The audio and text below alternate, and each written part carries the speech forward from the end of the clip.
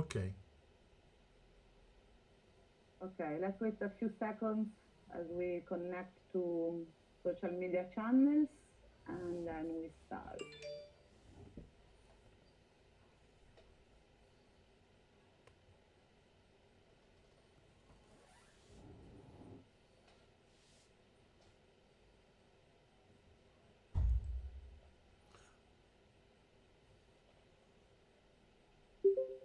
Giulia, siamo in diretta Michael, su Facebook okay. anche. This conference will now be recorded. Okay, good afternoon, everyone, and thanks for joining the first meeting of the Council on Participatory Democracy. My name is Virginia Fiume, and I am the coordinator of Eumans, one of the organizations who launched. Audio disattivato. And of course, we have a bit of background noise, so make sure that your microphones are switched off. Okay. So I think it's quite a news to have a group of European citizens willing to discuss connected from every corner of Europe in this very peculiar situation, just to use an euphemism. What we're going to do today is to discuss together. Sorry, guys. There is a dog, and I don't want to say anything bad about dogs, but if you can switch off your microphones, this is going to run a bit more smoothly. So, okay. Massimiliano Nespola, puoi chiudere il microfono? Okay, a bit of technical things before the official kickoff. You all have a control panel on the left of GoToMeeting where you can turn on and off your microphone.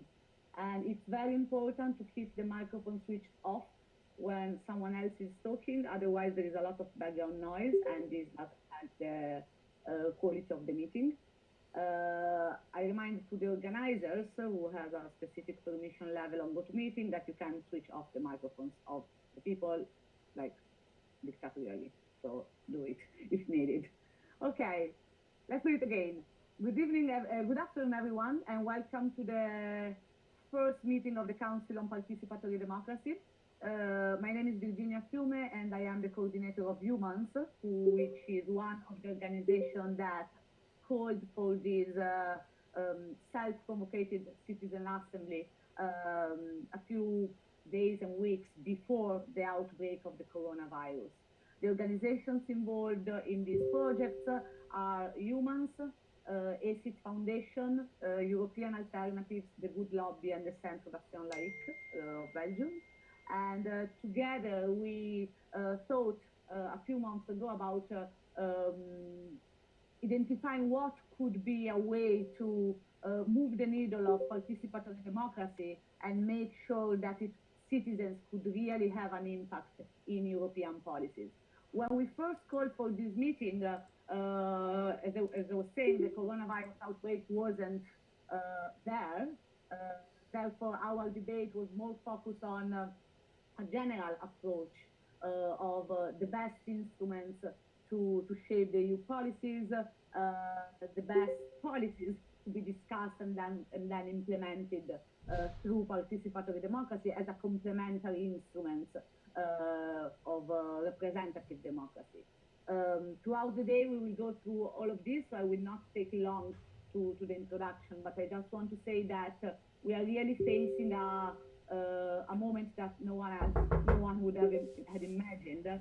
And the fact that as citizens and organizations, we decided to spend an afternoon and a morning discussing together what can be done, how it can be done in terms of health, safety, respect of the rule of law and democracy, and civil protection can become really a blueprint that is in this historical moment.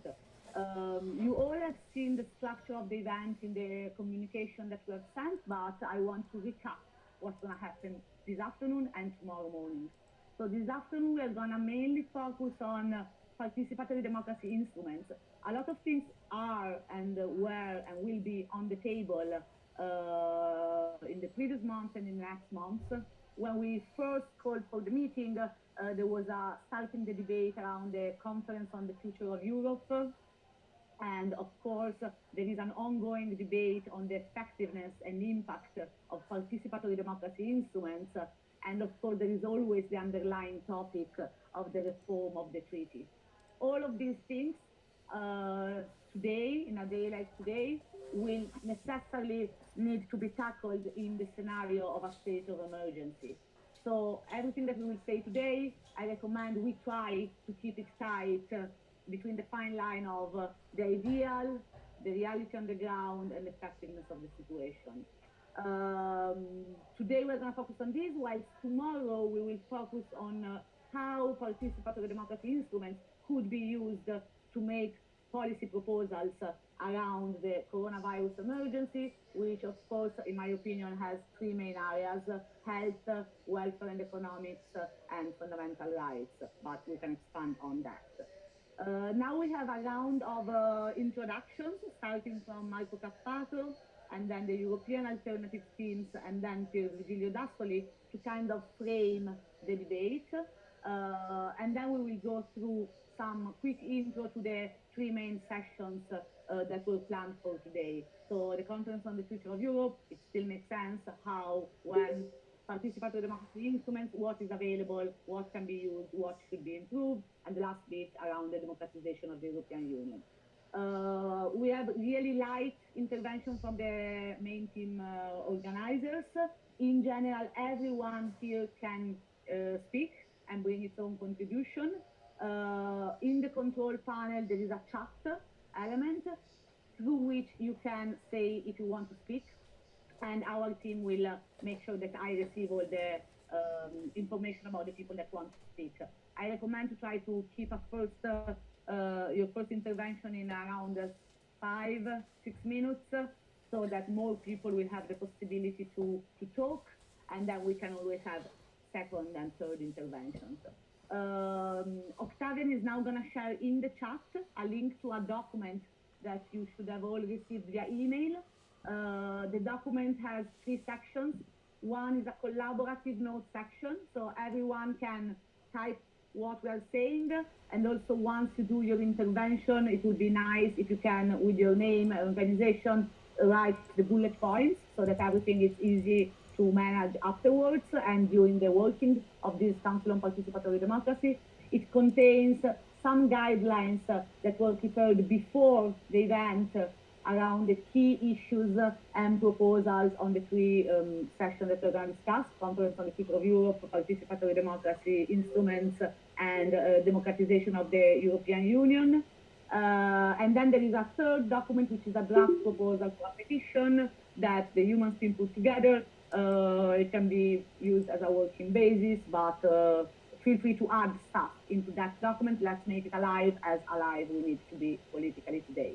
So I would give the first word to Marco Cappato, former MEP, founder of Eumans, and a lot of other things. And Marco is gonna tell us how we arrived to this day today, and a bit of political and approach to this council. And then we will have the other guys. So Marco, the digital floor is yours. Thank you, Virginia. Can you hear me? Yes. Yes, okay. Good afternoon to everybody, and thank you very much for accepting this invitation. I know that in reality, even if most of us are stuck at home, but there are more things to do and work to do sometimes during these days than normal. So I know this is a precious time for everybody. The idea of creating a network of with a quasi-institutional name as Council on Participatory Democracy came after a first meeting in Brussels in November, when it became clear to us that many different groups working on many different issues were in reality united in trying to activate the tools of citizen citizens' participation. We thought it would have been useful to have a kind of neutral platform for sharing of experience and also for exploring the possibilities of common proposals. This is also the reason why with Virginia Fiume we divided the agenda into parts. Today discussing about how to reform the tools, which are the tools, Conference for the Future of Europe, the instruments of participation, and even the EU treaty themselves, they are also in a way a tool. Tomorrow morning discussing about proposal on which to activate on the merit, rule of law, environment, freedom, rights, social justice, science, and of course the current coronavirus crisis. The crisis is, of course, dramatically changing political priorities as it is changing our individual lives.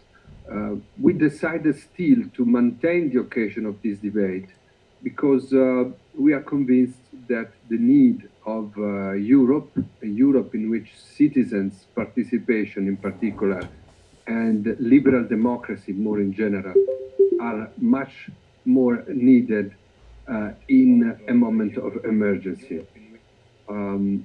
More than that, if you look to European history, we see that the very founding of the European community more than half a century ago was a reaction to the tragedy of World War II.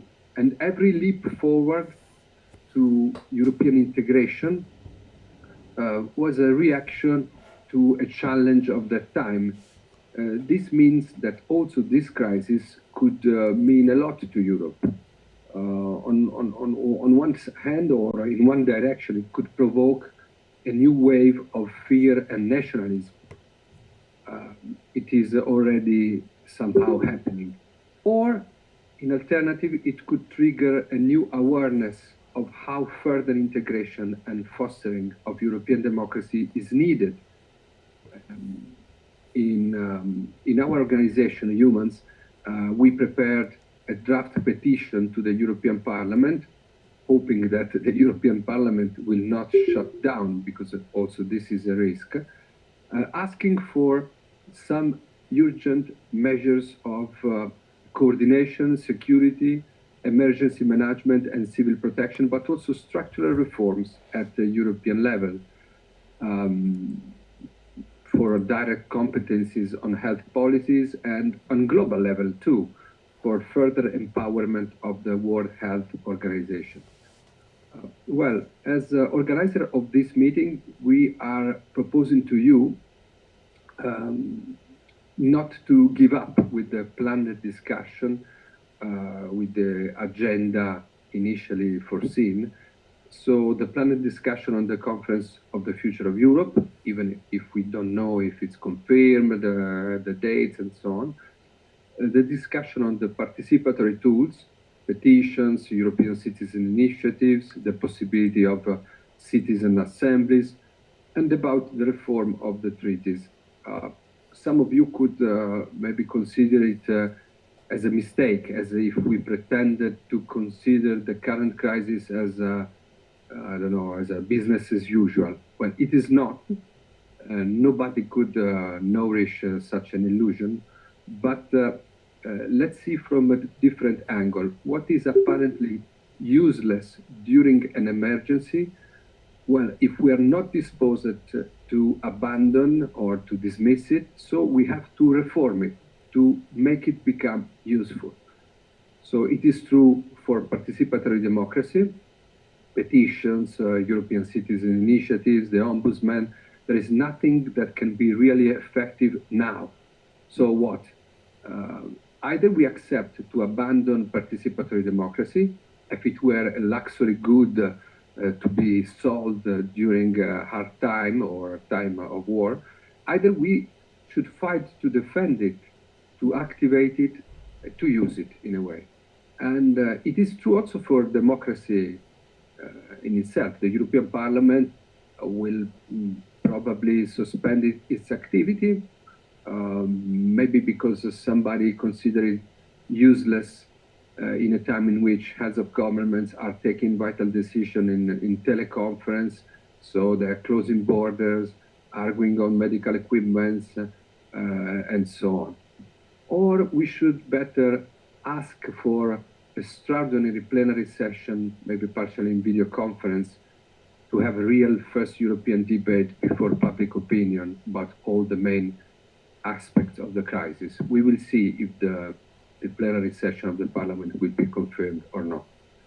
Well, I said before, what is apparently useless during an emergency, if we are not disposed to abandon it, we have to reform it. It is also true for the European Union in itself, in a way. This is why I think it's perfectly adequate to maintain our agenda, to go through these very specific points that are summarized in the working document prepared by Sibilla Barbieri and Octavian Lazian. It is not a distraction, I think. We are not talking about things that are made irrelevant by coronavirus. We are talking about goals that become much more needed now than before. Pier Virgilio D'Astoli will explain how the Altiero Spinelli project, voted by the European Parliament in 1984, would have given Europe the necessary powers to face a pandemic, but national governments missed that opportunity at that time, as they missed the opportunity of the SARS pandemic to radically reform powers and rules, for example, with the Lisbon Treaty. So, to finish, the meeting of today and tomorrow morning, I think is the first effort in order not to miss this new opportunity too, and try to do some maybe minor, maybe humble, concrete things that could become very useful in the crisis that we are living through. Thank you very much. Thank you, Marco Cappato. And I say hello to the people who joined now, and for the people that are following on Facebook and YouTube. Just a reminder that you can prepare to talk, adding your name into the chat. So the next step now is, thanks to the European Alternatives team, we should have Lorenzo Milanesi, Lorenzo Mausili, Nicola Milanesi, and Martin Paire. They are all connected from 3 different cities. I guess it's Palermo, London, and Berlin. And before kicking off, they're going to give us a quick overview of what's happening in 3 very different states of Europe, and one of which is not in the European Union, unfortunately, which is the UK. So I leave the word to flow to the European Alternative team for a trip around Europe whilst we're stuck at home.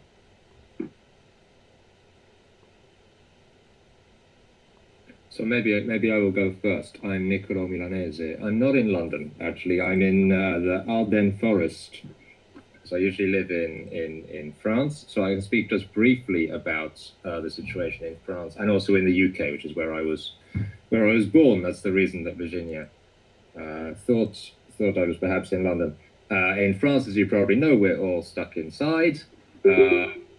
The government crazily had the elections on Sunday, but seems now to have realized that this was kind of a mistake, and announced that everybody should stay in their homes the day afterwards, and have cancelled the second round of the elections. As far as I can assess the atmosphere when I went outside today seems that people were more worried than they were yesterday. And I think that over the past week, we could say that many people have started to really understand how dangerous the virus is.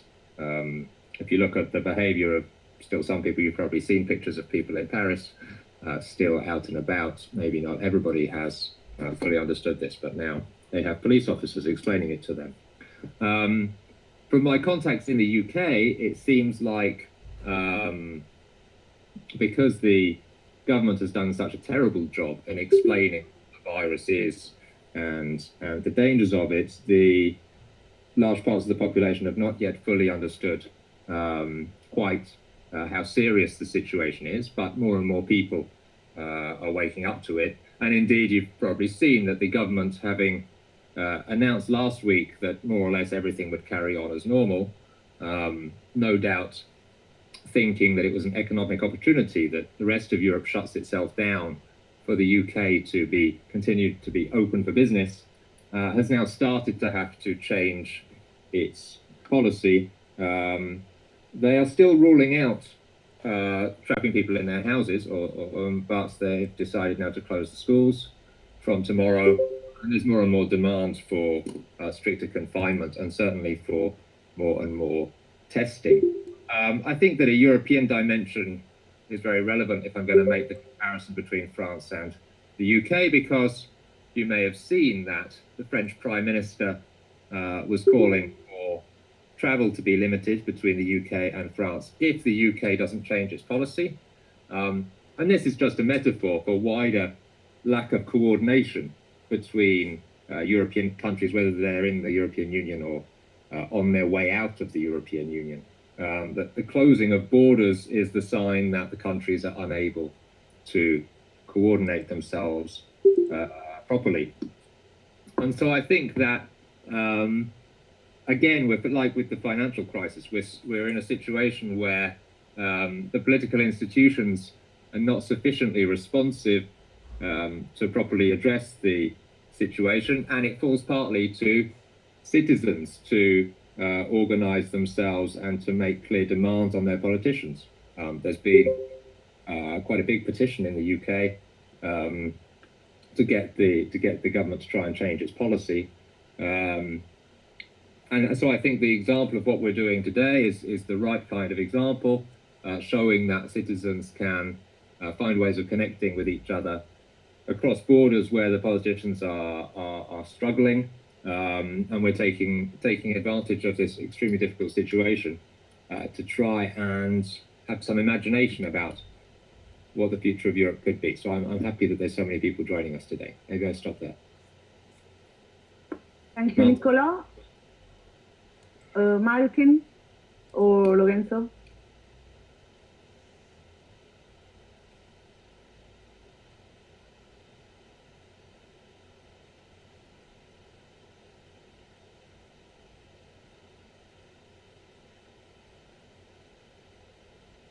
Martin, are Okay. you looking for... Okay. I was seeing Martin looking for something on his camera.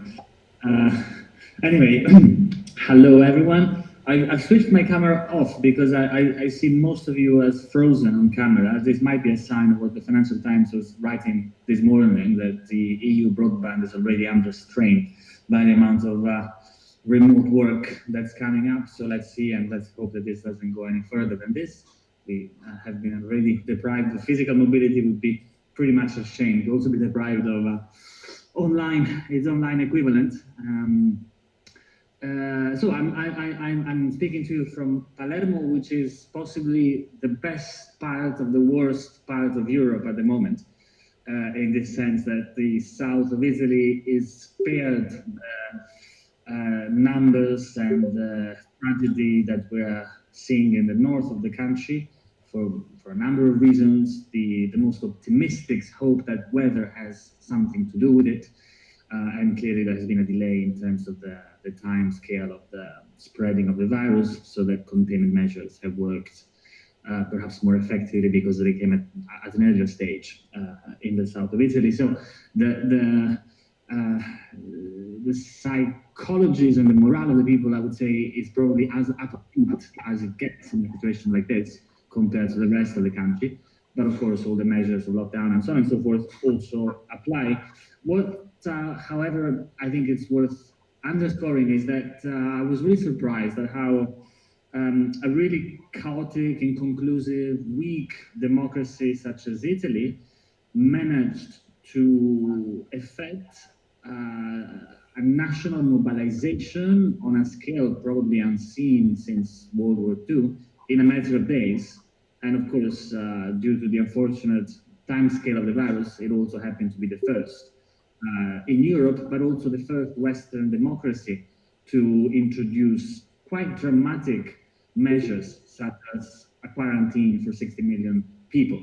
It's the first time that we see something like this, and it's telling that Italy was the first country to usher in this new course. The reason why I mention it is because we've been told for many years now, Viktor Orban was very fond of telling us that liberal democracies were weak, inconclusive, unable to address crises and threats that the new world was throwing at us, and that authoritarian or illiberal democracies were much more apt at being able to harness the level of national organization and power that was deemed necessary. And it's interesting, I think, that one of the weakest liberal democracies, one of the most chaotic liberal democracies, that is Italy, has actually shown that there is the opportunity of such rapid transformation to both an economic system and the customs and habits of 60 million people. The reason why I think that's important is because that is precisely what we need to be doing in order to address also what we're discussing today, and indeed other crises such as the climate crisis. We are faced in a historical moment where we know that the system we used to inhabit is dramatically unsustainable and unable to continue through a business as usual mentality. That's true whether we're looking at the European Union and its reforms that the Conference on the Future of Europe hopefully will manage to trigger. That's true if you look at the question of climate. That's true if you look at wider geopolitical considerations and all the rest that you know very well about. And so to see that liberal democracy still has this power of mobilization, I think it's an important realization that we should hold dear. And it's something that ties in with what Marco was saying at the beginning about the EU always being regenerated through crisis. I think Virgilio will discuss this in a moment in much greater length and in a more interesting fashion. But the moment we're in at the moment is one where we're seeing that large-scale transformations are indeed possible.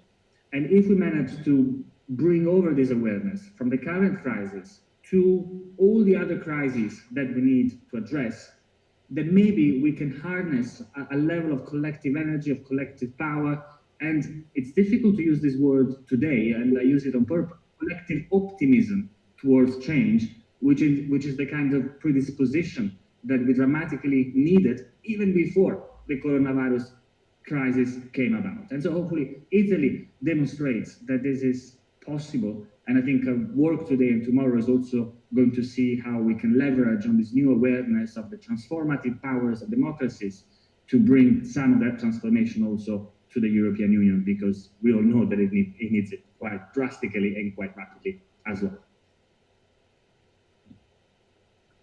Thank you very much, Lorenzo, also for shedding the light from the perspective of Orban and one of the biggest line of separation in the European Union, and for the injection of optimism. So I see we have a first person that wants to talk, who is Monica Frassoni. We will add her to the list, and let's keep with the other two interventions that we have prepared, and then the floor is going to be drastically yours. So the next one, I guess, is Martin from Berlin, if I understood correctly, and then we're going to have to. I'm going to be very short because my colleagues have talked quite extensively now, but I'm in Berlin at the moment. I'm a French citizen, but I live there. Yesterday Angela Merkel made her first, I think, official address to the German population and said that this is serious now, and you should take it seriously too. In Germany, as you know, there is not a full lockdown yet. Even so, some regions are considering it at the moment, like Bavaria. But life kind of is difficult, but continues, and people are still kind of outside. And even though most shops are completely closed, only restaurants are open from 6 to 6, sorry. But what I wanted to add, maybe from what my colleagues have just said, is that in Berlin there is also something quite interesting going on with a lot of solidarity groups that have flourished on social media, on Telegram, on WhatsApp, on Twitter, everywhere to support the neighborhood, support the elderly, the homeless, the immunodepressive. And I think in times of crisis, of course, there are lots of, I mean, like a whole state can actually mobilize a whole population, but also the population is mobilizing pretty much by themselves to also find ways of complementing our health system that will be very, very pressured in the next month. And there has been a lot of talks about the German population on how to actually be as not affecting the health system as much as possible. And even Merkel in her address has said that, has kind of defined that solidarity is not this hamster mentality. Hamster mentality in Germany, meaning that you buy like lots of reserves and toilet papers and etc. And that is not solidarity. There is even on this level like a lot of talks around solidarity. I mean, Germany has a chance, maybe perhaps compared to France and Italy, to have done like a massive testing at the very beginning of the COVID crisis and have a lot more capacity in terms of intensive care units and beds in hospitals and twice higher as France and Italy. But nevertheless, I mean, there was a lot of solidarity organized, and that gives me at least a lot of hope, because I see that there are lots of solutions that are proposed also by the citizens themselves, be it fundraiser, be it local support to neighbors individually or to collective associations. And I think in crisis like that, there is a lot of potential to tap on this solidarity that is missing, also because there is not coordination of an answer on the European level at the moment. And Germany has also closed its borders, most of them, I think, with the exception of Belgium and the Netherlands, if I am not mistaken. But on the side of the population, there is a strong solidarity going on, and also beyond borders, and especially with the refugees also at the Greek border right now, with a lot of initiatives that have been trying to support that. That's just all what I wanted to add. Yeah. So participatory democracy is particularly important to foster now in this time of solidarity that is organizing itself. Thank you, Martin. So now a few topics were mentioned by Marco, Martin, Nicolò, and Lorenzo, mainly related to on a lot of issues.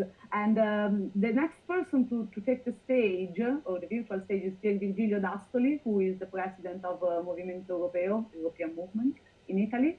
And what Virgilio will walk us through is what the European Union could have done at the starting of the outbreak, what could be done now, and what ideally we should try to focus on. It's a perspective that can kind of then open up the stage for the debate and the contribution to everyone to have a sort of a compass of the reality of the European institutions and the need for change that has always been a dream for the federalists across Europe.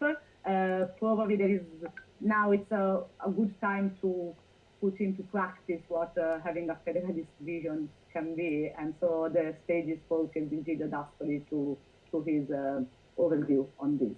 Thanks to Virgilio for joining, and I hope you can talk. Yeah, thank you very much. Good morning to everybody. Marco remember the Spinelli draft treaty. We know very well that Europe, but not only Europe, have faced in the last 30 years to different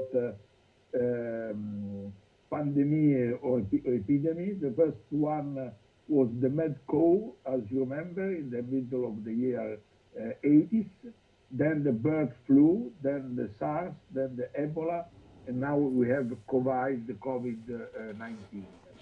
And when we made the Spinelli draft treaty, we discovered that it was possible that throughout the bone meal of the cow, it was possible to diffuse illness to the to the people.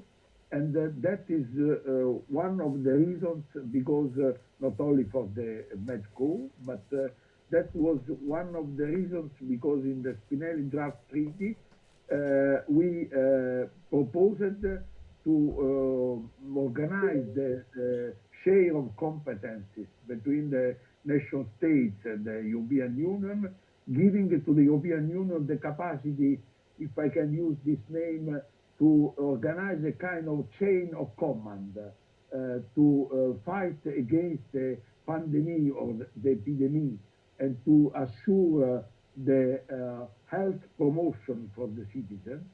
And that is the reason because we decided that the health competence was not in the hands of the nation states, but in the Spinelli draft treaty, the health competence was, for the point of view of the chain of command, was in the hands of the European Union as a competing competence for the European Union. Then we know that we faced, as I said, for different pandemic, the bird flu, the SARS. The SARS, as you know, came before the adoption of the Lisbon Treaty, and even because of the SARS virus, the nation states didn't decide with the Spinelli, with the Lisbon Treaty, to give to European Union this strong competencies. And if you see the Lisbon Treaty, you can see that the health policy is only supporting competence of the European Union, maintaining them in the nation states the competence for the health. That is the reason, because now with the coronavirus, we had the reaction of the European Union that was too late and too little.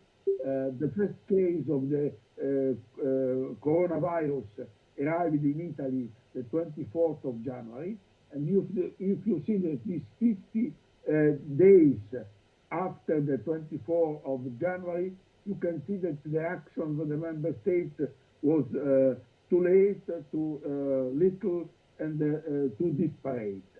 Now the European Union decided finally to act, and acting using some instruments that we have in the treaty, and that from my point of view, the European Commission had to use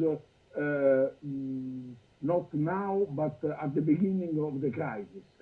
We have an article in the treaty saying that we have to assure the security of the citizens concerning the health. That is the Article 5th of the Treaty of Lisbon. Then we have the article concerning the health, that is the Article 168. Then we have the civil protection, and then we have solidarity.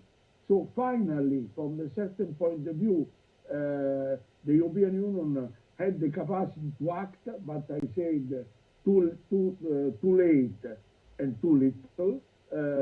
And we have to know that the problem is not only to fight against the virus, but the problem is also to organize things after the virus, when we have to face a very high level of economic and social and political crisis. So the question is not only to help the states, as the European Central Bank decided yesterday, with more or less 1 billion of euro. The problem is to organize economic and social policy at European level. So from this point of view, the question, and that is a point in which we have to discuss, is to create a federal budget assuring to the European citizens public goods that is not possible to assure at national level. So that is the question that we have to discuss concerning the future of Europe. But concerning the future of Europe, you spoke about the European Conference on the Future of Europe. This conference for this moment is a kind of unidentified flying object. Nobody knows when this conference will start. is quite sure that this conference don't start the night of May. I'm not sure that this conference will start this year. And in any case, the attitude, the approach of the institutions is to use this sentence that you find always in front of the building site, saying entry for non-professionals is forbidden. I am very happy that you organized this Council of Participatory Democracy, because if you were to discuss about the future of Europe, we have to discuss how the citizens and how civil society could participate in a strong way in this discussion on the future of Europe. So my point of view is that we have to elaborate a kind of list of cahiers de doléances to address this cahier de doléances to the European institutions. Second of all, we have to clarify what does it mean to discuss about the future of Europe, that is not to discuss about the European policies as they are now, but we have to discuss about which kind of competencies we have to give to European Union, and which kind of powers we have to give to European Union as a chain of command at European level. And the last point is to discuss who will take the power not only to discuss about the future of Europe, but to prepare the proposals to change this Europe in a different way. From my point of view, because I'm quite sure that this conference don't start this year, I think that we have to ask the European Parliament to make what the European Parliament made with the Spinelli draft treaty, and to open the way to a kind of constituent process. So I think that if we have to address a petition to the European Parliament, that is my last word. When the European Parliament will meet for the first time after the crisis, very probably the 20th of May, I think that we have to address a petition or a kind of appeal to the European Parliament to take into account the reasons of the crisis related to the coronavirus and the weakness of the European Union in front of this crisis, and to discuss what we have to do after this crisis to change things at European level and to open the way to a different Europe. So that is the reason, because we have to put together the representative democracy that is represented, if I can say this word, at European level by the European Parliament, and the participatory democracy breaking this word, this sentence in which normally the institutions say entry for non-professionals is forbidden. On the contrary, we have to open the doors to the participation of the citizens and civil society in the discussion of the future of Europe. Thank you, Pier Virgilio. So we have the first two people, the first guy to speak, and I think we let them speak not included in the sessions, and then we'll see if we need to go in a structured approach to each session, or to keep it a bit more light with some elements. I just remind for those of you who just joined that there is a link to a working document that you can update with your notes on what the others are saying or what you're gonna say. And to be honest, this is really precious to make sure that we track down appropriately everything that we discussed today. So please make the most of it. So the first person I want to speak is Monica, which I guess is Monica Frassoni. Monica, introduce yourself, because I know your previous title, but I don't know your new title. So I leave Monica to talk. Hello, no, I don't have any particular title. I'm a federalist, I'm a green, and I am not many other things. Anyway, I just wanted to, first of all, thank you very much for this initiative. I think it's a very timely. I also wanted to say a few words about about not only what Virgilio said and proposed, but also about what Marco and the others said. And I have 3 points. First, I think that one of the most important things that we have to do is to concentrate and to try to define what are the issues about which we want to intervene now in this very moment, in order to make sure that the understanding of what Europe should do is also something related to what the people really need to hear somehow. And I will make an example.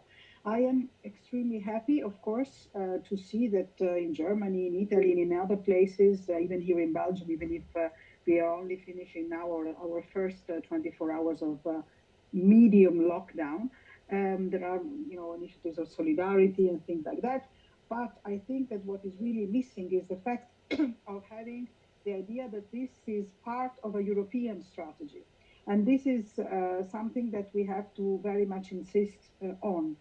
I believe that we have to define what the negative aspects, for example, of this has been.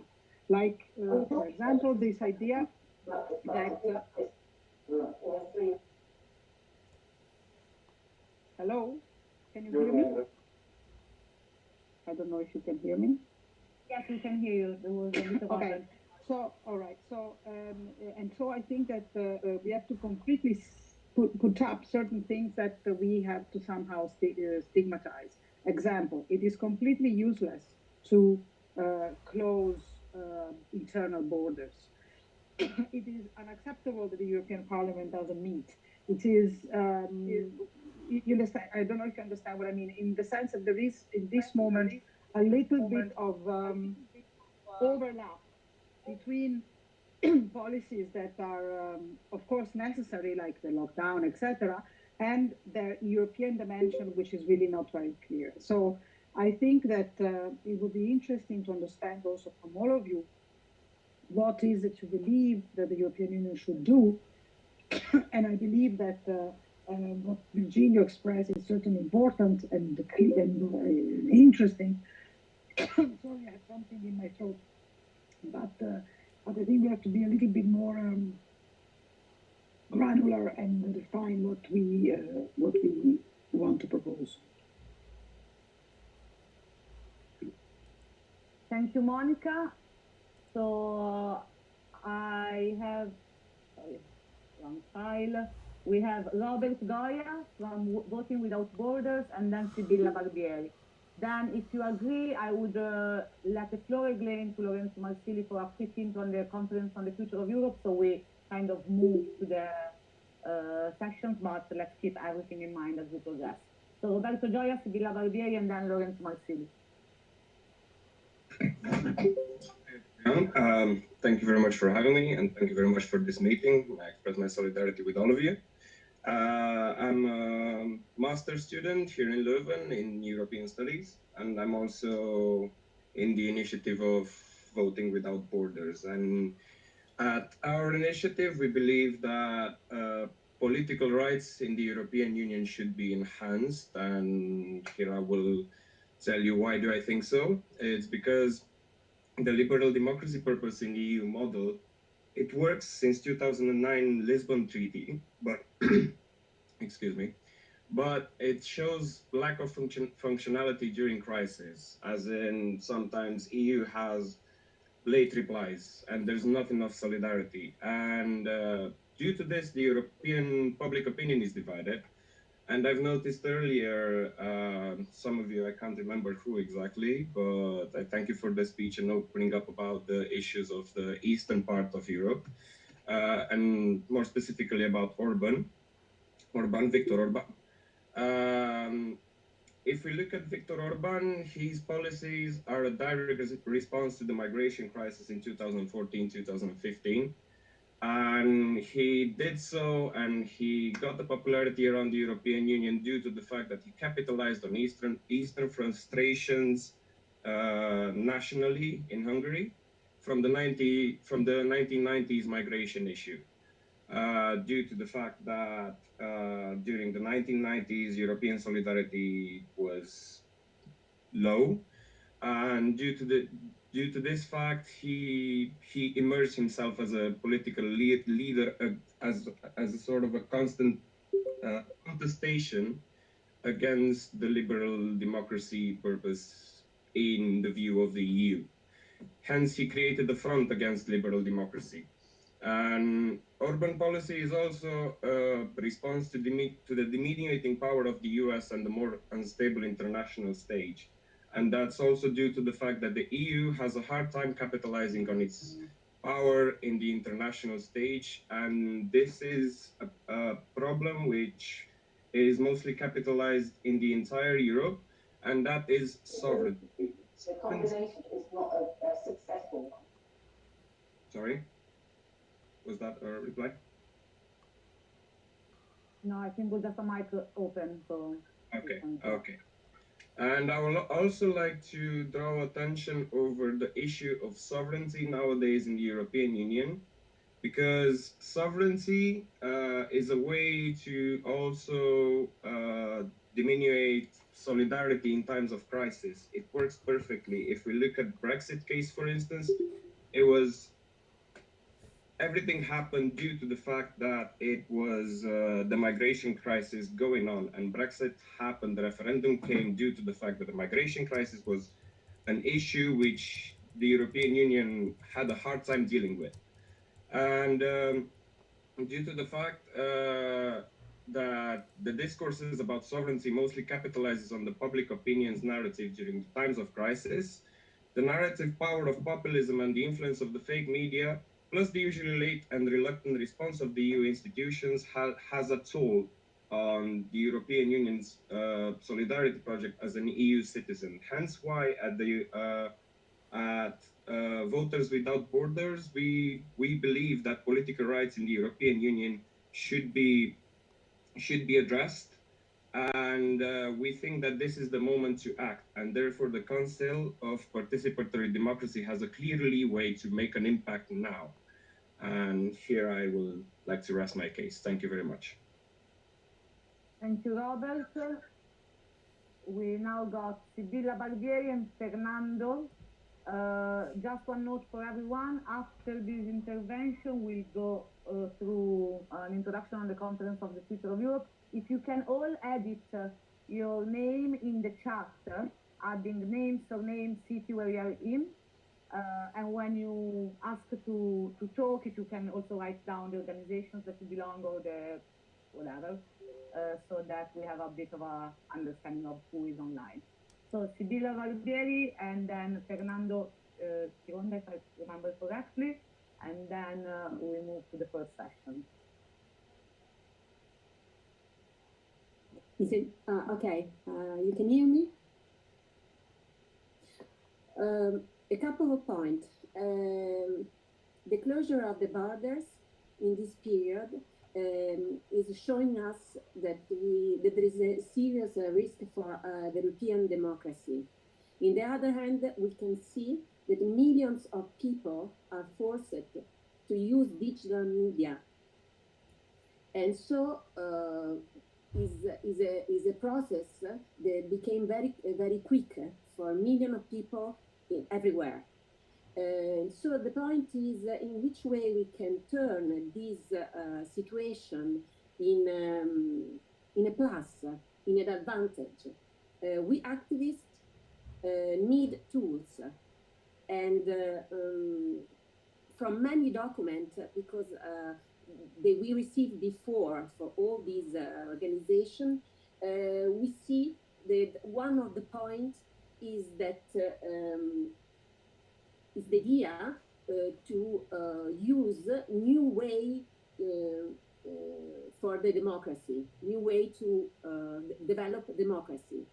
And so one point for me could be the request of develop an official platform that is supported from the European Parliament that can use this moment in which we understand how much is important the digital connection in a platform that could be the new way to discuss the policy and help the European democracy to don't be destroyed to this. And also in this platform is a support, an official support of the European Parliament we can perhaps push about the possibility to change the treaty and to the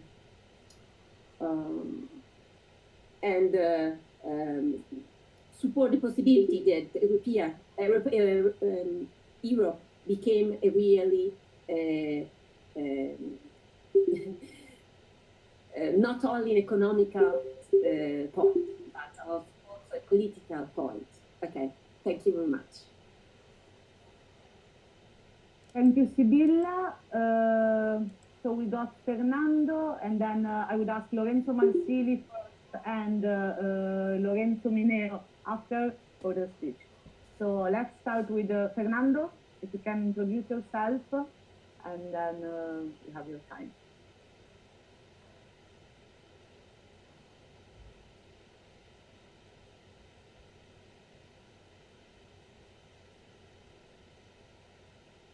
You're probably muted. Let me check. Yeah, I was muted, sorry. Okay, cool.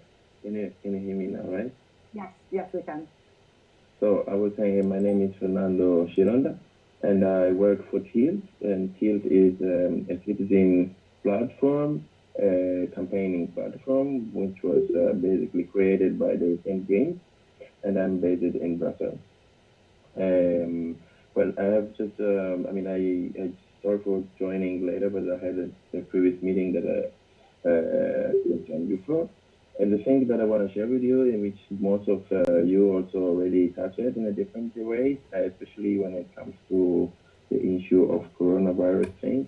I was very much surprised by seeing the European Union when the crisis started, mostly in Italy, that some of the countries or border countries, they were like closing their own borders to avoid, which is of course in one hand understandable, but that was like for me a very much big sign of this lack of solidarity that Monica was referring to, but also a lack of a vision of how the European Union was basically taking this as standing as a European as whole in a way of supporting each other as countries.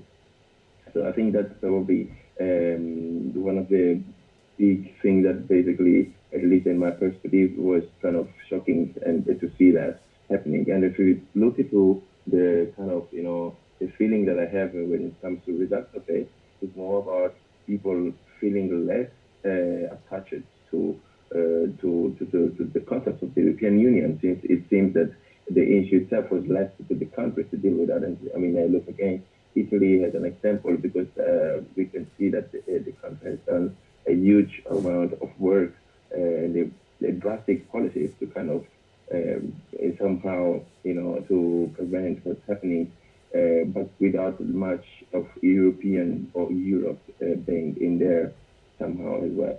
So that's something that I think that we should think about, how this Europe, how can we make sure that the Europe take a stand and deal with this issue in a more broader way without leaving countries alone, supporting with materials that they need, with the economic support that they need, etc. And the second point that I want to also kind of reinforce a little bit, because it also was also mentioned by some of you, is this. I think the issue of economic support to countries, or the issue of rethinking of how the EU can basically redesign its own policy in terms of economic policy. I think, and especially when this is also related somehow to, or in some extent, what is the consequence of the next crisis that we actually are living already, which is about climate, because this, we should also not forget about it. We are of course dealing with the coronavirus, but at the end of the day,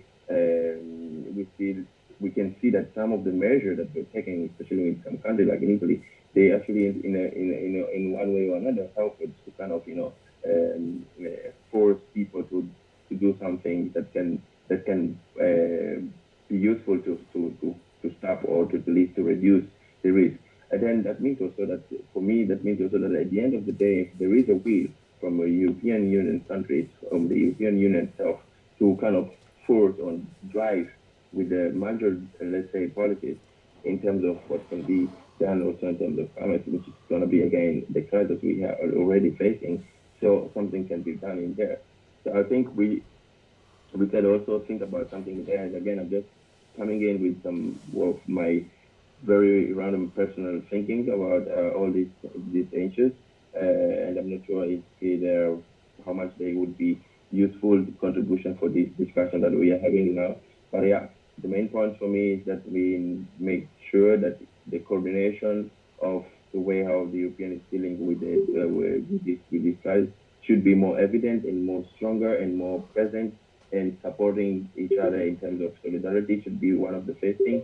And the issue of borders also can be something that should kind of little bit scare us, because it's open a door for the next discussion about, okay, so then we can make it, we can just close our borders, and then whenever we want, and then we deal with that as we want. Europe shouldn't do that. We should work on more solidarity way. I think that is my three points. Thank you, Fernando. So, first of all, thanks for all the people that made comments and speeches in this introduction, which reinstate the reason why the meeting is kind of structured in two sessions, because as we see, all the reforms and the reasoning around the instruments is connected to what should be done. So I invite all the people that already spoke to add their notes into the document that Octavian is going to share, because this is going to be very helpful tonight for some readings and tomorrow for defining some proposal. And I add one other thing, which is that if you mention some topics and you feel there are people that can bring a contribution in terms of elaboration and definition of action, feel free to invite them to join today, tomorrow. If they register on the website as you did, everyone then will have all available, the documents, the recording and everything, and it's gonna help us to keep this live coordination around us, to make sure that we not only talk about participatory democracy, but we walk the talk of participatory democracy. Talking about participatory democracy, I think it's a good moment for having two overviews from Lorenzo Marsili from European Alternatives and Lorenzo Mineo from Eumans. And I don't know if Jessica Olsani is connected, but let's try to move now from the issues, the challenges, into what is available, and I'm talking about European Citizen Initiative in general, participatory democracy instruments at the European level, and what was in the progress of preparation, which was the conference on the future of Europe. The two Lorenzos are gonna shed some light, and then let's open up the floor for all of you who sent a lot of proposals, and I'm sure in your organizations you are working on these two matters, and let's try to identify some angles on this. But let's start with Lorenzo Marsili on the conference on the future of Europe. A bit of a intro for preparing our conversation after. Yes, thank you, Virginia. Very rapidly, I think it's been indirectly mentioned in our conversation so far.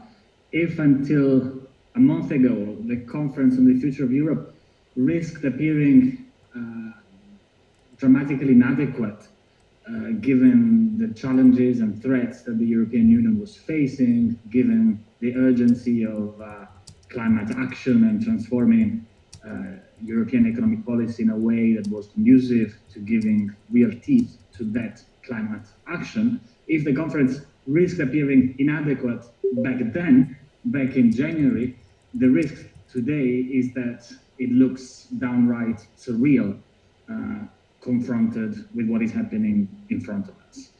We know that the EU is probably going to be facing over the next months an existential threat, another existential threat that might probably be even greater than that of 2008 and 2010-11. We know that the level of economic disruption indeed the global depression that is coming our way is going to be unprecedented. And we know that differently from 2008 and from 2010, this is not going to be just a financial crisis, which means the space for technical engineering around the edges to find avenues of intervention within the really existing European Constitution, aka the multiple treaties and regulations, is going to be dramatically limited. It is not going to be enough to just pour liquidity into the financial markets as we did through quantitative easing. We're looking at a situation of a crisis in the real economy requiring massive investments in the real economy itself. Even the Financial Times yesterday was advocating for double-digit deficits in order to address the aftermath of the current health crisis. And we know that the structures of the European Union are not really able to do something of that sort in the way that they are currently structured. What's more, we saw already back in the previous financial crisis a process of divergence between member states.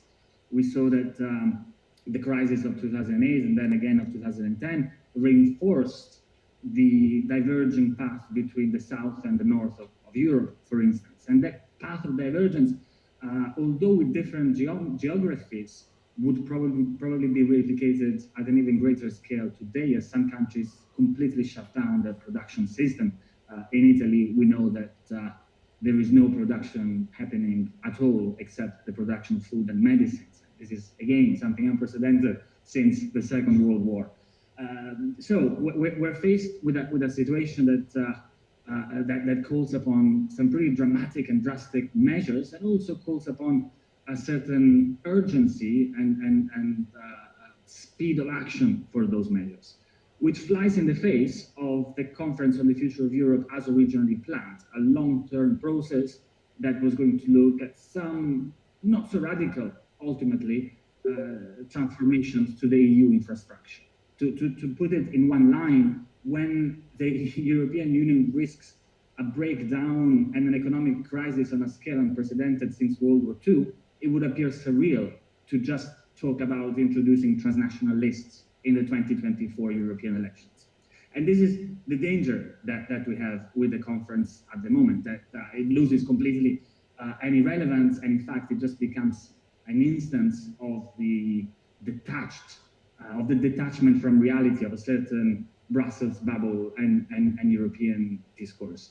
The opportunity, however, that this situation has is that the evidence of the inadequacy of a certain understanding of the Conference on the Future of Europe can be transformed into an asset, and especially can be transformed into a great weapon for those who, like us, would like this conference to be more ambitious, to be able to address the kind of transformation that we think the EU needs. And we all know that that transformation is something quite structural and quite significant in terms of aspiration, size, ambition of maneuver. I think what we are looking at is possibly the need of a two-step or two-speeds approach. We know that we need critical measures immediately. We will need a lot of creativity, a lot of intervention, a lot of flexibility from the European Union over the coming months if we are to avoid this disaster being compounded by an economic disaster and then a political disaster within the European construction. And this is something that obviously is outside of the Conference on the Future of Europe. We need the kind of emergency decision-making that we all became familiar with in the previous financial crisis. But then we cannot have a political system that just continues with only the kind of emergency decision-making that we saw was anyway ineffective back in the previous crisis. We know that we need something that's more structural, something that's more institutional. We know that we need a level of systemic and sustainable transformation of European policies and structures that enable the continent to emerge strengthened and not disintegrated out of this crisis. And this is where the Conference on the Future of Europe can and needs to come in. It needs to be the space where, on the side of emergency policy making, medium-term transformations are thought about and some consensus around them begins to be fostered, so that in 2 years' time we can have concrete, realistic proposals for the kind of change that we need. And so our role is probably this: is to explain the two different roles and the two different temporalities of emergency decision making and the conference as a medium-term approach, and to play within and outside of the remit of the Conference on the Future of Europe to make sure that it lives up to this expectation, that it lives up to the role of the longer-term, more structural and sustainable space where these decisions are taken, or at least are began to be talked about, that we also need today. We need to, if you like, also save the conference from its own surreality by building up the narrative of why, especially in a moment of crisis, a conference of this kind is needed.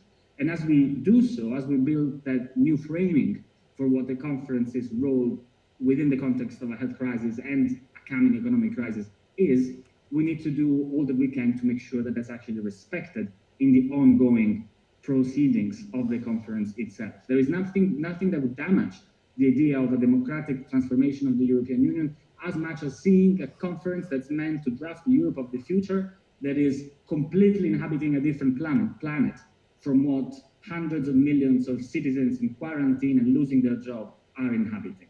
And so we need to bridge that gap by doing all we can to introduce this element of urgency, of ambition, of strength, of vision within the workings of the conference. Also strengthened by what I was saying earlier on, the idea of possibility, the idea that we are saying that it is possible for democracies, for states, for the public to activate a process of very significant political, social, and economic transformation in a very short span of time. And this is one such moment, and the conference needs to be the space where that urgency is translated in long-term visions and possibilities of transformation. So on the one side, we need to be able to make this argument, and we need to do so also, again, to save the conference from itself, and we need to activate all that we have been discussing in our Skype calls over the last weeks, all our processes of influence, of lobbying, of working within the conference, working with people who will be taking part in the conference to make sure that this relevance is maintained and that this sense of mission is really developed in the process of the conference from the moment that it is going to be launched. Even the launch itself of the conference has to have a powerful rhetoric now, has to have the type of rhetoric that competes with the address to the nation that leader after leader are giving all across European member states. I hope that we find the mechanisms for doing so, and I hope that within the conference there will be people ready to listen to this kind of approach. But also we need to be ready if that is not the case. We need to be ready to accept the idea that it may not be enough to just perform the usual kind of soft lobbying that the Brussels bubble is used at vis-a-vis a conference that doesn't recognize the urgency of the moment. And then perhaps we need to think of ways of challenging what is already a growing public anger towards the inadequacy of the European Union in this crisis to be propositive and not destructive. I think we need to think of ways that even a certain agonism of action, a certain protest, a certain forceful voice of dissatisfaction can be challenged, can be channeled in a way that makes it a propositive pressure on the workings of the conference itself.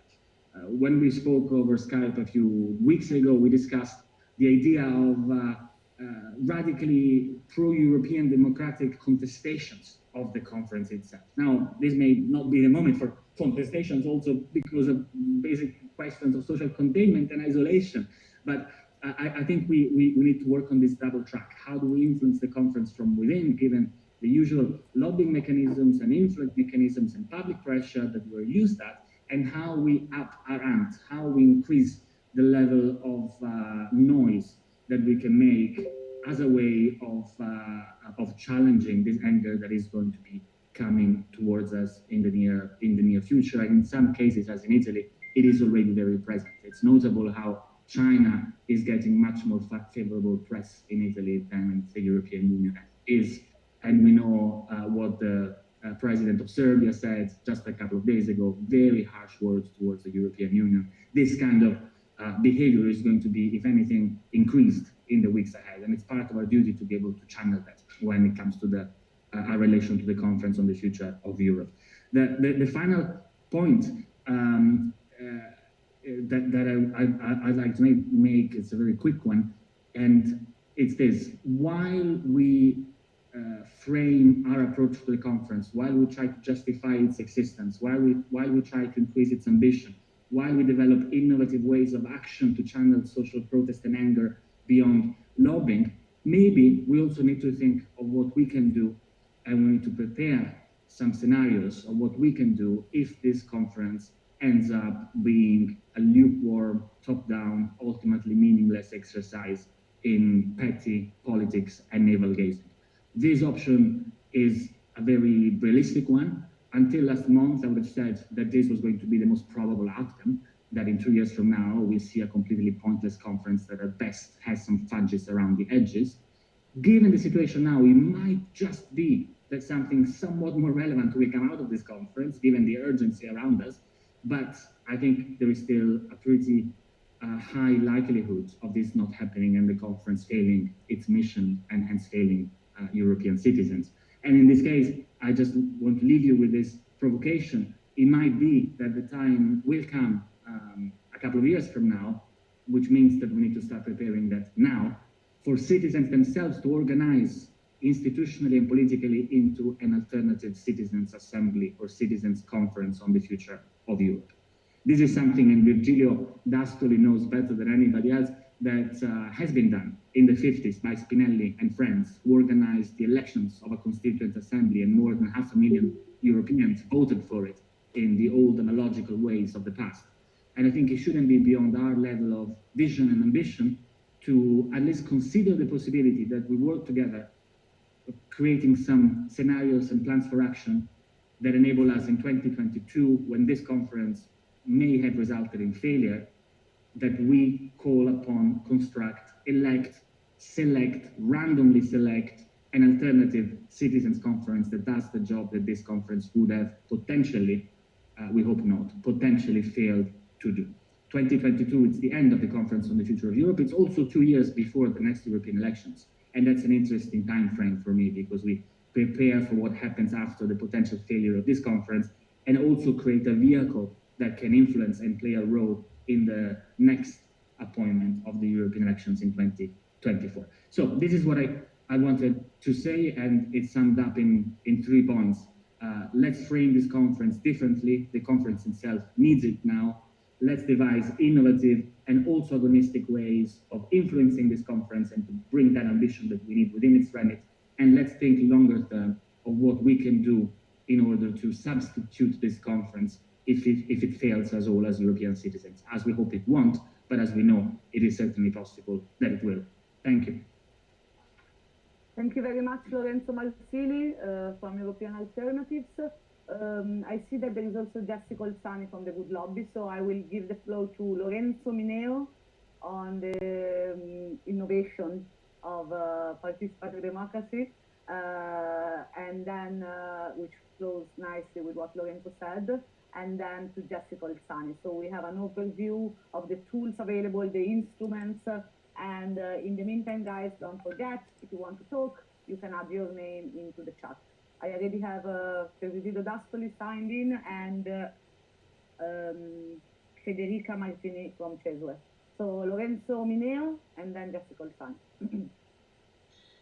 Thank you, Virginia. First of all, despite being rhetorical, maybe I would like to point out the importance of this moment, because we have 72 peoples from several European countries trying to discuss about the reform that we need to tackle this crisis through participatory democracy. So in a very difficult moment for all of us, this is already a very important starting point. And to be honest, I think it may sound a bit off topic to discuss about participatory democracy tools in such a healthcare crisis, which gets ready to be an economic crisis. And everybody is talking about a major intervention of the EU just because a crisis that knows no border would need a supranational intervention, obviously. However, we know that the power itself of the European institution is not adequate, it's not up to the challenge, and we would need a proper reform of the treaties to give more power of intervention to the EU, especially in the field of healthcare and civil protection. And these two points are at the center of a petition that we will discuss more in detail tomorrow. But now, probably I would like to point out the instrument itself of participatory democracy as a tool that can play a crucial role in asking the EU, in asking for an EU intervention. We know that this coronavirus emergency is a turning point in the eternal debate on the future of Europe. On the one hand, the pandemic brings with itself the risk of a nationalist fallback in member states if the EU response proves to be impalpable. But on the other hand, this is also an opportunity for Europe to show that it exists, actually. So, since we know that the intergovernmental system as it is now won't reform himself, because it would mean to, we know that national states have a very strong veto power, and so it is impossible to reform treaties through the intergovernmental system existing nowadays. But at least what we can do as European citizens, I think, is to activate democratic and participatory democratic instruments asking this EU intervention. And I know that we will discuss maybe about some proposal from civil societies addressing the challenges on healthcare that EU should tackle. It would be probably even better if we will be able at the end of this two-day meeting to frame of this proposal from civil society. Maybe Jesse, that will speak about after me, will introduce the one he's working to with the good lobby. But what I want to say is that it would be really important to frame all the initiative from civil society addressed to EU into institutional tool that would make the difference. And I think that is a bit the challenge of this 2 days meeting, to see if all those proposals that can come from this meeting can be framed into a participatory democracy instrument, such as a petition to the European Parliament. So that's, I think, the main point of the 2-day meetings. Thank you, Lorenzo. So Julian was asking in the chat if it's free speech or if there is a leading topic. So I just gives me the opportunity to summarize what we're doing here. We are trying to frame the coronavirus emergency within the existing and potential instruments of participatory democracy. Now it's going to intervene Jesse Colsani from the Good Lobby to describe some of the instruments available, I guess. And then I asked to all of you who had worked in the past months on your proposals and suggestions, both on the European Citizen Initiative, the Conference on the Future of Europe, to try to sort of filter out the work that you have done and try to put on the table some of your ideas in the light of the introduction that we had so far and the situation we're currently in. In terms of the chat, you can add your name on that, and I will add it to the list of participants who are going to talk. Jessica Olsani from the Good Lobby. Yeah, can you hear me? Yes. Allora, Okay. io come faccio per andare? I like to add my name. One sec, Franco, I add your name. I add your name, Franco. I add your name. Okay, you can all hear me, including Franco, I guess. So first of all, thank you very much, Virginia, for Virginia and the rest of the team, of course, for organizing this conference and not giving up. Very important in these times. So very quickly, since Lorenzo mentioned what we are working on in these days at the Good Lobby, we launched the campaign just yesterday. Basically, we want to ask all of the 27 ministers of health of the EU member states to act on the coronavirus, but in a coordinated way. So doing it together rather than having all these different approaches and actions that are not very coordinated. So we had in Italy a lockdown for weeks, while in Germany people were just walking in the streets like nothing was really happening. And then all of a sudden we have these very drastic measures that are being taken. So a pooling of sovereignty at the moment is not so easy to envision, but some transnational coordination is definitely the way to go, and definitely a way to sort of solve the problem of viewing the EU as this scapegoat, is another major risk that we're going towards. So I won't talk too much about coronavirus. I won't actually, but as we initially agreed for the past months, we will focus rather on the current picture at the EU level on participatory democracy and what are the tools that are available to civil society.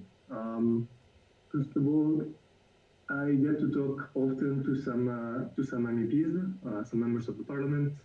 I don't know if Marco can confirm this. There are other MEPs connected that can confirm this as well. But they often complain about the fact that their inbox, their email inbox, is literally like full of emails coming from the industry, but no emails coming from civil society and citizens. That is on one side. On the other side, we have so many citizens that are incredibly upset, and they just their voice just ends up being on some social media, and that's pretty much it. So this is one of the major problems, this great disconnection that there is. And we believe at the Good Lobby that there is a very strong need to change this narrative, and need to connect the dots and to inform and demonstrate that civil society can have an impact and can be heard by decision makers. For those who don't really know my organization very well, the Good Lobby is a not-for-profit organization. Our mission is to demystify and democratize lobbying to make it accessible to civil society. So lobbying is not good, it's not bad, it's just a tool, and as such should be used by everyone. We do so by creating unconventional unconventional collaborations, notably between professionals that act on a pro bono basis and civil society within their mission. So what are at the moment the tools that we have identified that are crucial in the EU decision-making process and that are available for any citizen potentially? The first one, I think it has been mentioned several times, is the petition system. So being able to send a petition to the European Parliament and the EU institutions in general. This is the first point that I think this conversation could go on, and a first system that could be definitely improved. Another one, which I'm not sure has been mentioned, is the European Ombudsman, which has been a quite good way to put some pressure on decision makers, although it has its own limitations, and a good way to strengthen the role of the ombudsman would be, to improve to increase the amount of budget that goes into it, and also to promote the role of the ombudsman in the EU decision-making process. That's a very important one. We have then public consultations. There is another tool that should also be used more by civil society and citizens. The ECI, which I'm sure you all know about, and requests to access information and documents. These are all tools that need to be improved, but most importantly, we need to connect the dots. So we need to teach citizens and civil society how to use all these tools in a combined and strategic way, so as to create some sort of civic infrastructure. So there are these sort of two different directions that should go in parallel. The first is to have citizens and civil society use these tools more, so as to empower them. And the second one is to reform the existing tools and create some new ones. And looking more at the big picture, I would say there's a very big problem at the moment at the EU level, which is most of these tools are used by the EU, are made available by the EU institutions as some sort of check in the box. So it's something that is used to legitimize an action that was already taken, a decision that was already taken by the EU institutions. And it doesn't really give too much of an initiative, a right to initiative to citizens. So I think that's something we should think about a little bit more. So not have these tools as some sort of confirmation of something that is already existing, but rather have these tools as a way to voice what the citizens want in the first place. And shifting this paradigm, I think, is going to be one of the greatest challenges to fix the EU democratic deficit. That's pretty much on my side. I don't know if anybody has some questions.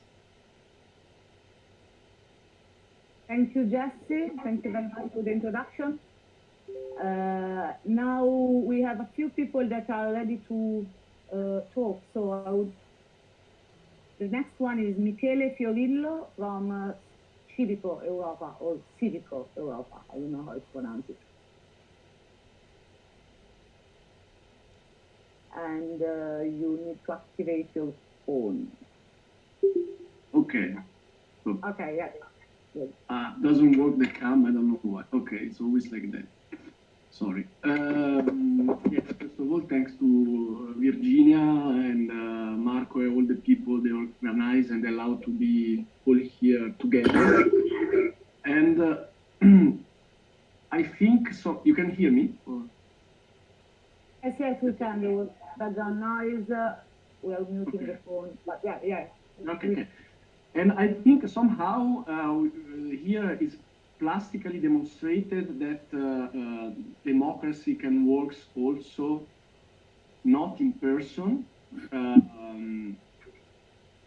and also in extreme situation as we are now in all Europe and maybe soon in all the world. I think somehow that could have been the dream of Jean-Jacques Rousseau, not the Rousseau of the Five-Star Movement. In which sense? In the sense that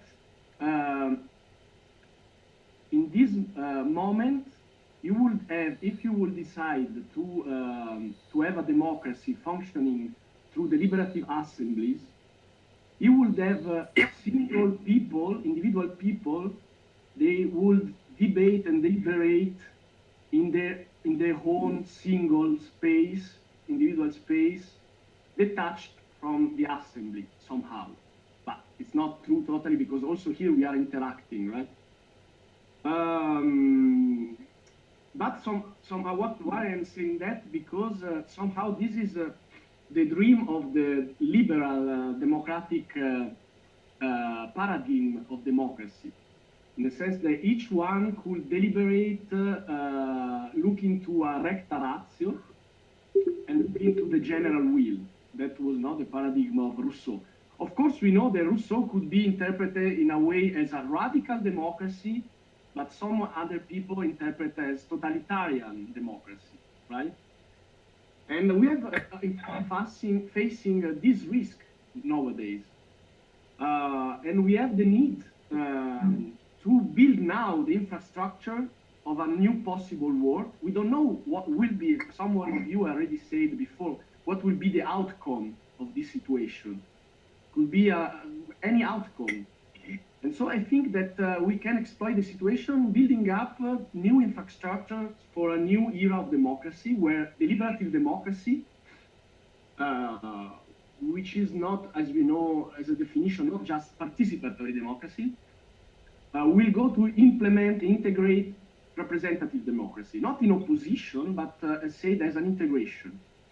So concretely, it seems when there was the threat of Brexit, not still Brexit referendum done, that we gather with Civic Europa, we gather citizens, that testimonials, famous people from Roberto Saviano to Wim Wenders, to say that we were facing a threat to the European project, and that we need finally to achieve it, put it in citizen at the core of the European project construction, because it was clear the European Council, that together with Commission, but more in the last decades, more than the Commission, is the core of the real European power, was not able to accomplish the dream of Ventotene, and neither the dream of Jean Monnet. I mean, neither the functionalist model was working, no? And somehow the idea was, and I think is the idea shared by many of us here, that we have basically to build up the counter power of the citizens to the European Council, that to say it shortly.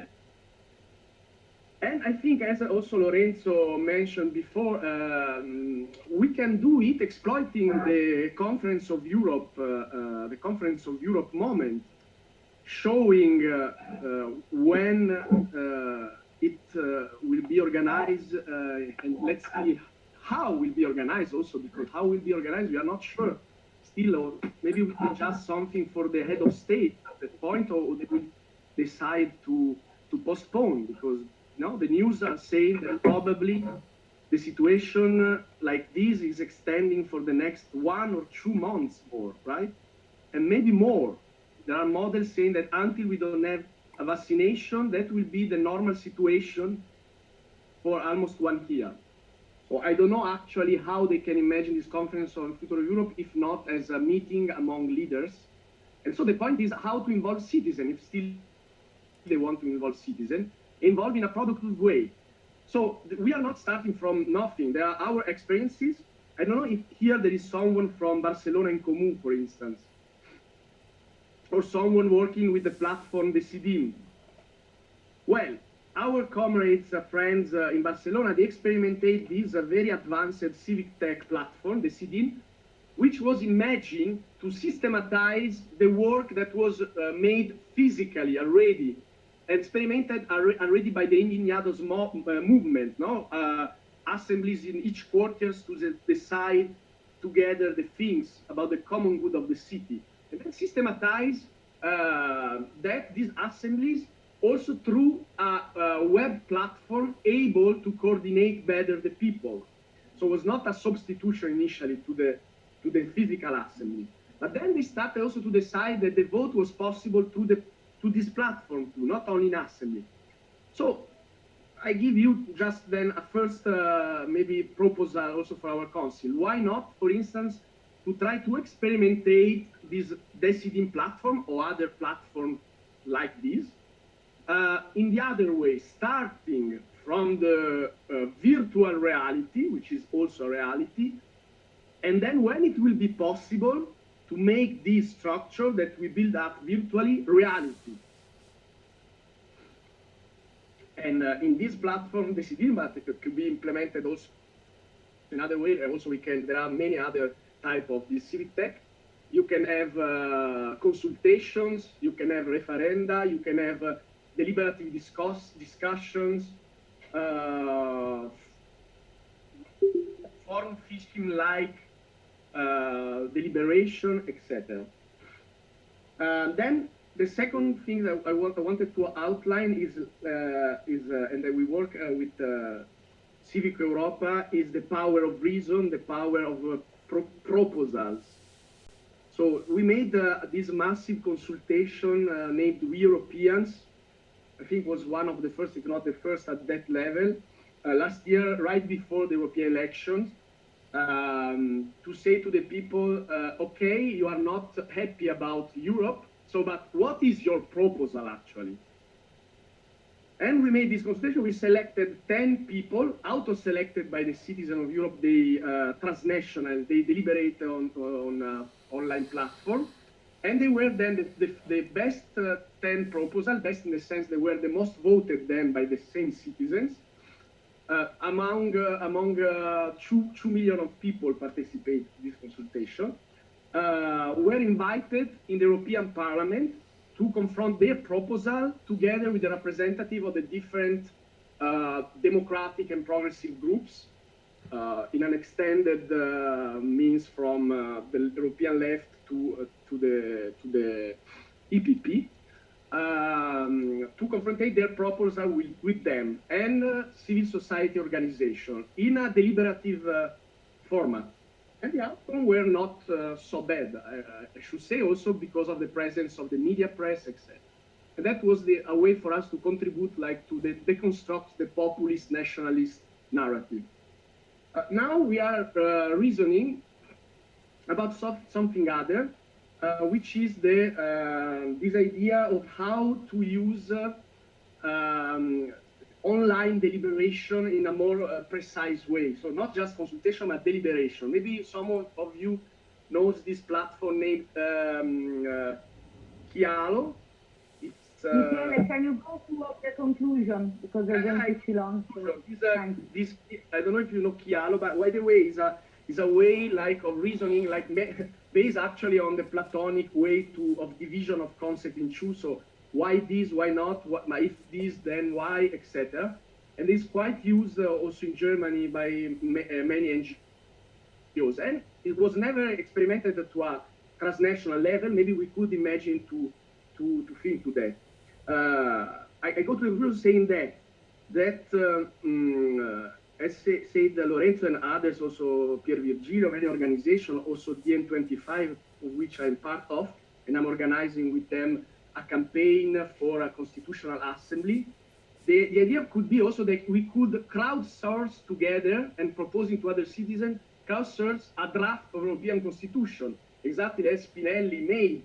So it's not only, we can imagine not to arrive to an auto-elected constitutional assembly even, or an institutional one.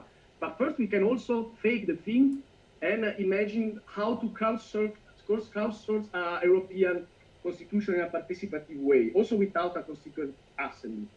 In that way, we start to put the citizen in the idea that at some point will be possible and necessary to have a real constitutional assembly. And yes, for now, it's okay, I guess. Thank you.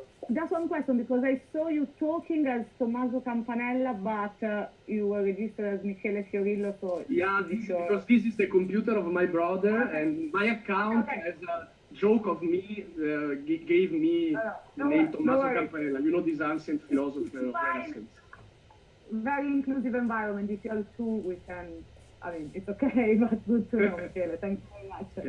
Yeah, okay. So next person is Julian G from Volt, and let's try to stick to a 6-minute first round so that potentially we have space for more intervention. There is Julian and then Federica Maritini from Cedue. Yes, hello, thank you very much for having me, and all you European enthusiasts are really inspiring. I think it's really nice to be in this round and to have so much momentum behind a good cause and social get-together. I heard a few times that many people are worried that the EU is diverging again and is becoming very nationalist, and that our tools and means in participating together and socially within the EU are not being used enough, or maybe even that the European Parliament or the EU doesn't offer enough grip for the citizens to participate in decisions. Concerning the Conference of Europe, if you want to leverage your ideas and concepts, I don't know whether you already have leverage into politics, but I thought that's the reason I'm here today, is that maybe there could be good synergy if you were to tag along on both Europe's stance on improving the Conference on the Future of Europe. I don't know whether it is known, but we have an MP in the European Parliament, and he is trying to do more or less the same things as we are discussing here. So I don't need my 6 minutes altogether, and I don't want to do too much of advertising for a political party here in this round, but it might be worthwhile considering using political leverage, and that might be a good way to go about it, because he is actually trying to move the Conference on the Future of Europe in such a way that it becomes an iterative process, very citizen-near, and try to include everybody from all around Europe. And he himself is worried as well, our MP, that it might be a very superficial process that the Commission is at the moment intending to do. And so he's trying also to fight for citizen participation in that environment. That is all from me right now. If you have any questions, ask questions, or the next speaker may carry on. Thank you very much. Next speaker is, thank you, Julian. We have Federica Martini from Cesue. Hello, everyone. Are you hearing me? Yes. Okay. Hello, everybody. First of all, thank you to all of you for the invitation. Just a second to briefly introduce not myself, but Cesue, because probably you don't know what Cesue is. I'm just a collaborator of Cesue. Unfortunately, the directors are not able to participate themselves in the meeting because of universities, stuff and meetings and exams, so on. So here I am. Cesue is trying to do a lot of things about European civic education at different levels. So, for example, I'm basically in charge of civic education with young people and high school students. It is very difficult, and I want to point it out because I think it is there is something that no one already said, that is that European citizens commonly doesn't know the EU and how the EU functions. So this is a very big problem for us, and it is very hard to go to classes, to schools, and trying to explain to people and young citizens, European citizens, what the EU is and how it works. In these weeks, for example, I noticed that a lot of Italian people were very, very upset with Europe and with the European initial reaction to the coronavirus emergency. And it is, probably difficult to understand for us, but they were complaining the absence of Europe. And we perfectly know that the European Union does not have a specific competences on this topic, and this is something that I think we should push on our reflection. But a lot of Italian people were very upset, and so I think that this is a very complicated moment for us, because we have, on the one hand, trying to put the institutional discussion on the institutional reform of the EU as a European interest. On the other hand, we have to face the challenge of trying to make people more confident and trying to make people trust on the European Union idea.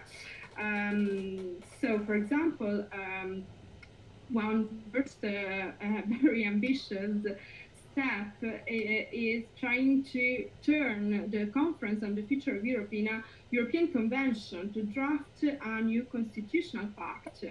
So trying to use this emergency, trying to be very, very ambitious.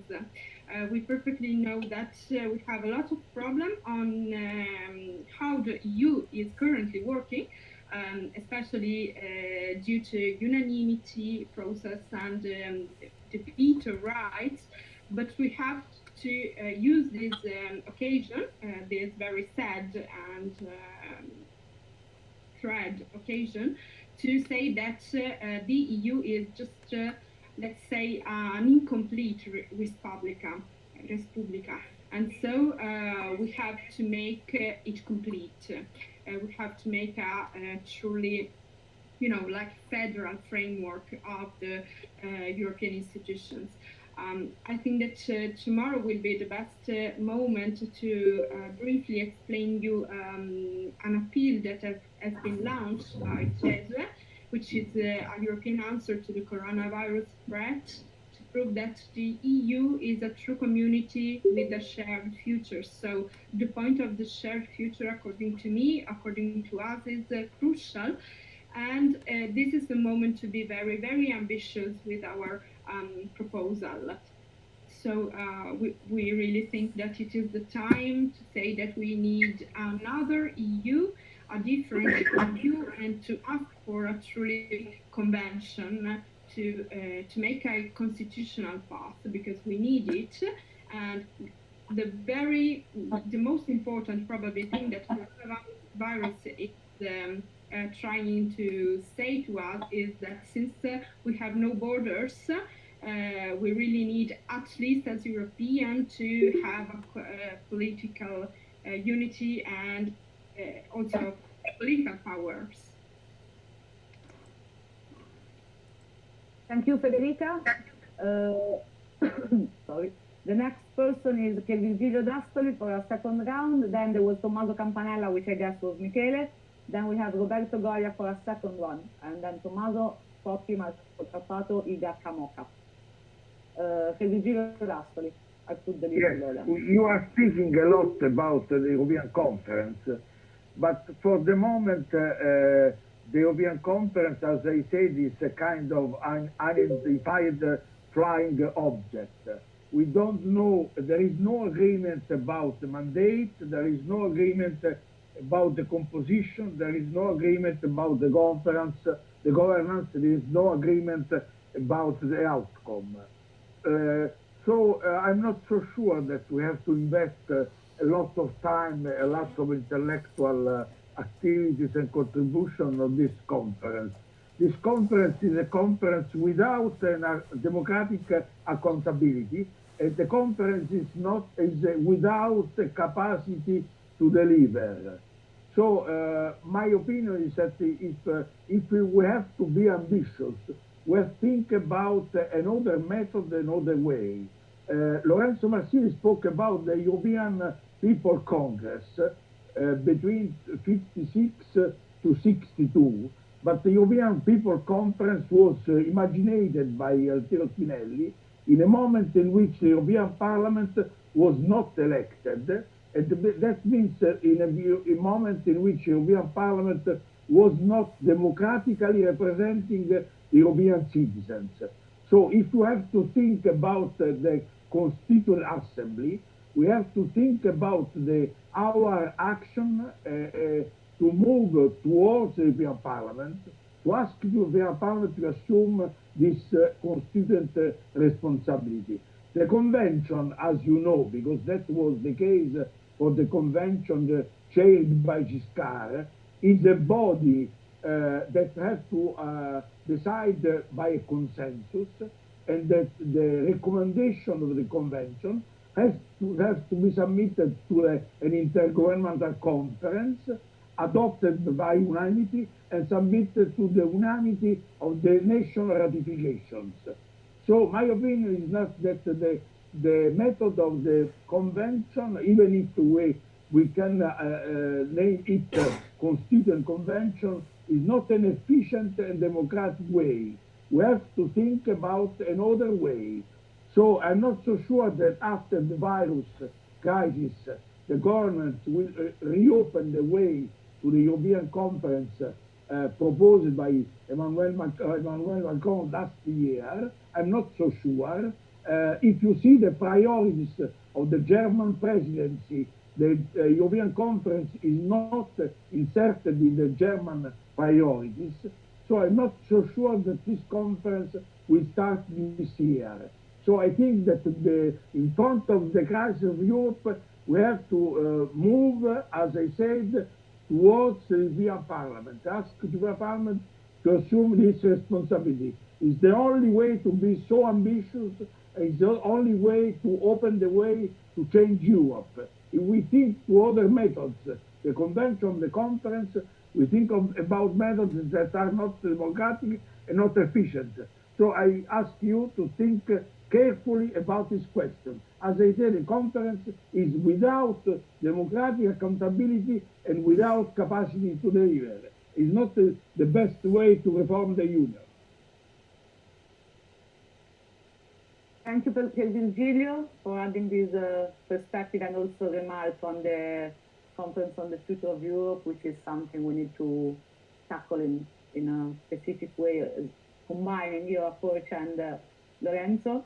Now we have Robert Goya, who is for the second intervention, so I recommend to keep it a bit short. Then Tommaso Pochi, Iga Kamoshka, Marco Cappato, Simona Bonfante, Leonardo Tappini. So Robert Goya on stage. Thank you. Can you hear me? Okay. So, yeah, okay, good. I would like to make an intervention about keeping the past to the past. Can you hear me? Yes, we can. Okay. We should address the current crisis not only to understand our present situation. I mean, it's like we should address the past not only to understand our present situation, but also the likely future outcome. And by this, I mean that after the coronavirus outbreak, the current stock market, the current economic situation all around the world points to a recession, which is likely. That doesn't mean it will actually happen. So we have to be honest, after this crisis or the two crises, the EU highly likely will have a legitimacy crisis after the lockdown is over. And this points to the question that how will the EU demonstrate its legitimacy after? And here I would like to endorse Federica's constitutional reform call, but in the meantime, this should be shaped and legitimized for the public opinion. Virgilio has the point that this conference cannot deliver, but it can demand though. As this is one of the most defining moments for the EU at the moment, the role of ours should be to enhance the EU as a bastion of liberal democracy in the eyes of the public opinion by demanding these reforms. So I believe it to be the only way that the EU can actually survive after this legitimacy crisis, hence why reform now and in the future should be very well thought. And it is the only way to put the EU on the spot with citizens' demands, because one of the main criticisms for the EU in the public opinion is that it fails to reach the EU citizen. From an administrative point of view, if you look at it, the online environment provides the perfect reasoning for participatory democracy. And participatory, I'm sorry for this, hopefully you don't hear the car outside, but I live next to a main street. So from an administrative point of view, the online environment provides perfect reasoning for participatory democracy, and platforms have been implemented in many European citizens. They address the exact needs of the residents, and to some degree, it leaves the development process in the hand of the involved citizen rather than to the appointed mayor. And this can legitimize a participatory democracy platform at the EU level. So this is where I stand, and this is where I would like to draw your attention over the European diaspora, especially abroad, and hence why one of our main priorities for myself especially is the fact that we need the European diaspora to be more involved in the politics of a host European country, by demanding the EU to make a call to allow the European citizens, regardless of their European nationality, to vote in the referendums of the EU. Because this is the only way we can enhance further integration, and by enhancing further integration, we have further European solidarity in likely future crises. Thank you very much. Thank you very much, Robert. Next one is, sorry, I keep mixing the files, Tommaso Pocchi, and then Ida Kamoska, who will of course correct my horrible pronunciation. Tommaso. Good afternoon, can you hear me? Yes, we can. Okay. So, good afternoon, I'm Tommaso Pocchi, I'm Special Research Fellow at Huqiao University in China, and teaching assistant at Luis Guido Carli and PhD candidate at Marconi University in Rome.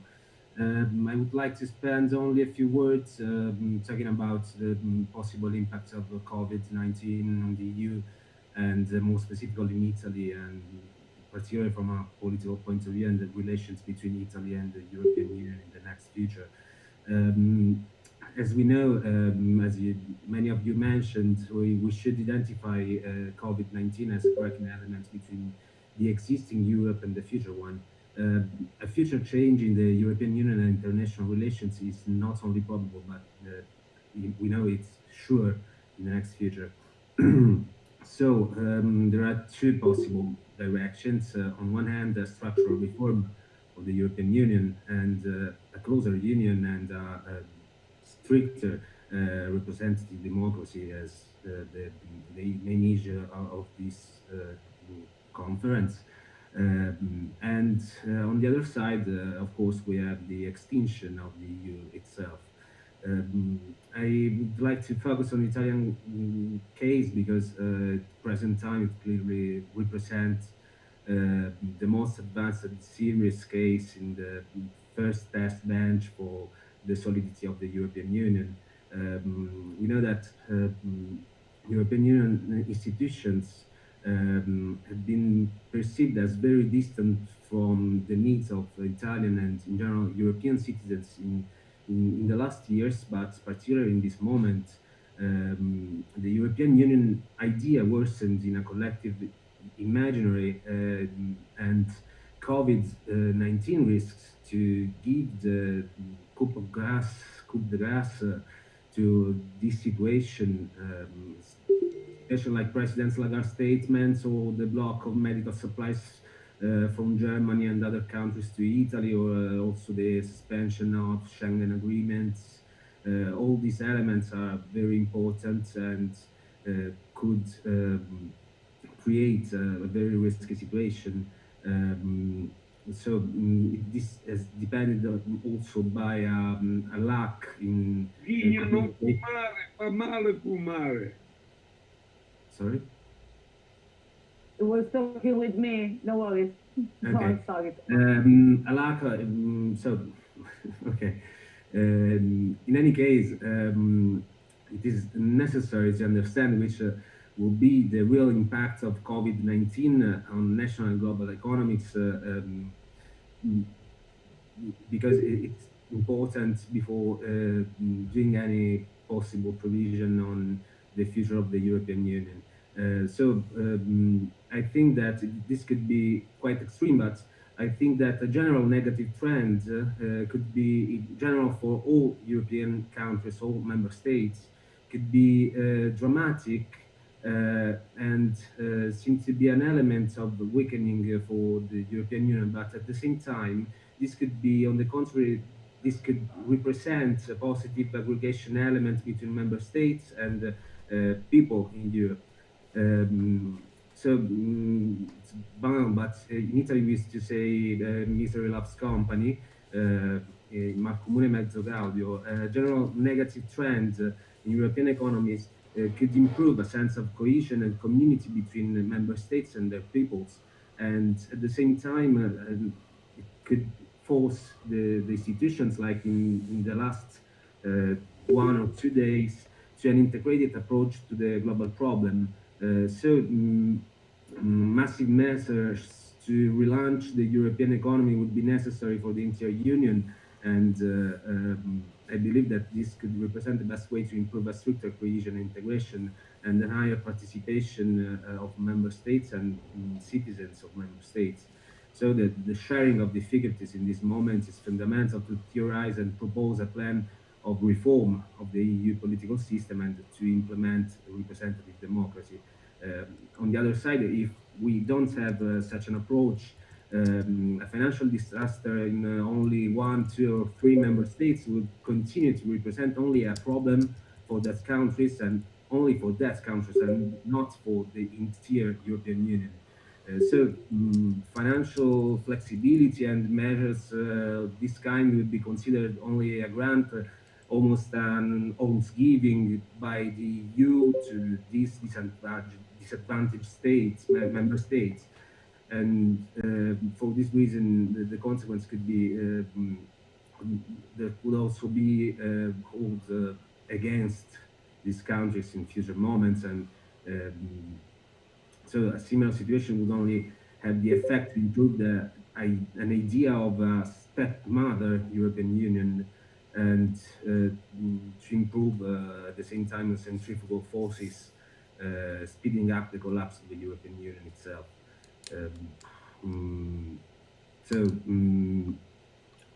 From these elements and from the institution, the approach of the institutions and their communication, because communication is very important in this moment, will depend the future of the European Union.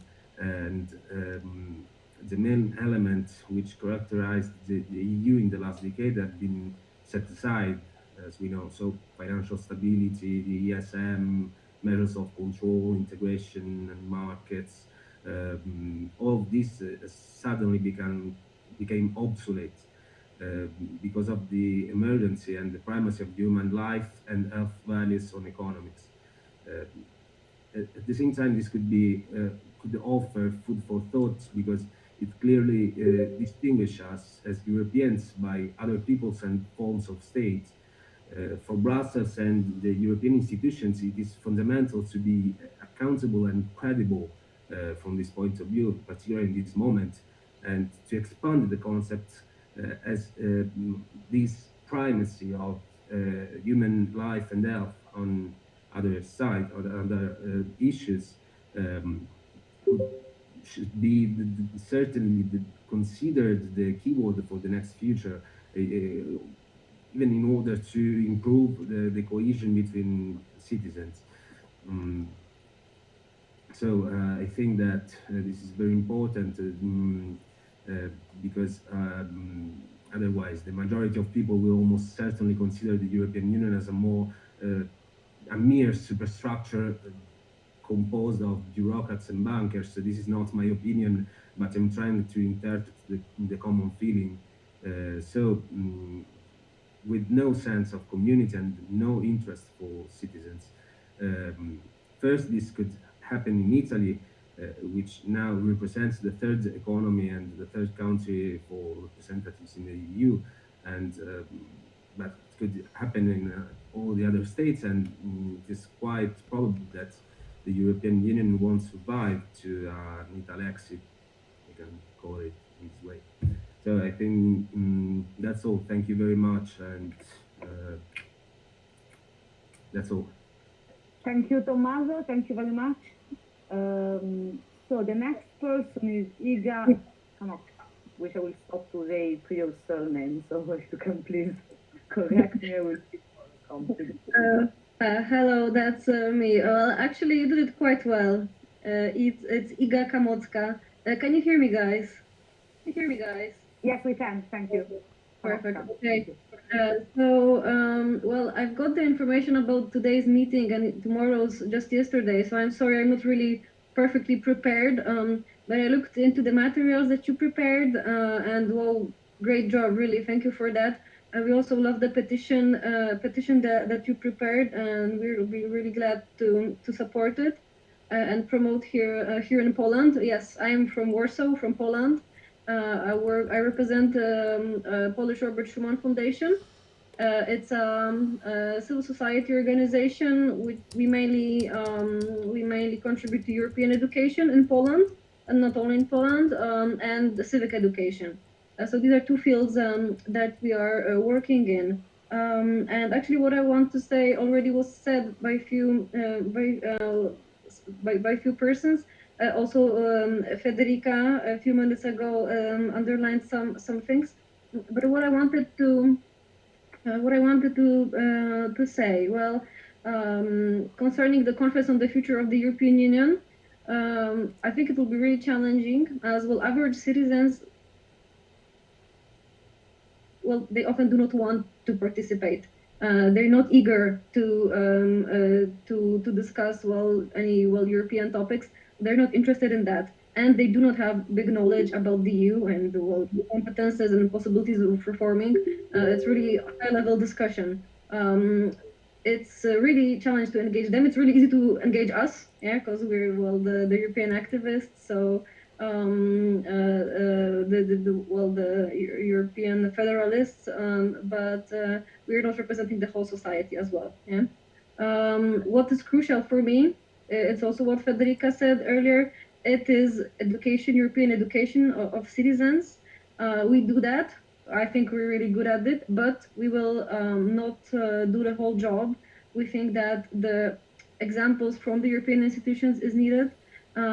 Changing in the obligatory curriculum at schools, it's needed, because we can make great workshops, but we will not, reach each citizen with a huge educative program. And so I think cooperation between the education systems in the field of European education and about what is the general project about, it's really needed. And actually stepping to this point, to the point of the coronavirus, actually I think that the coronavirus crisis has shown really beautifully that when people have small knowledge on the European Union, they really believe to the fake news that they can meet in media. Because I don't know how was it in your countries, but in Poland, a lot of fake news were available in social media, and they were spread really nicely.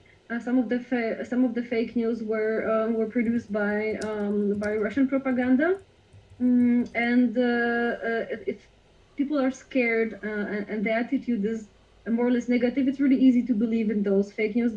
Some of them also concern the European Union, and that the European Union doesn't do anything, and it's the EU's fault. And it was a small picture, not a big one. I think that what we can do. Well, the coronavirus already happened, and I think that we can use it as a chance. So let's think of a chance. Okay, it happened. How can we use it in our to promote our idea?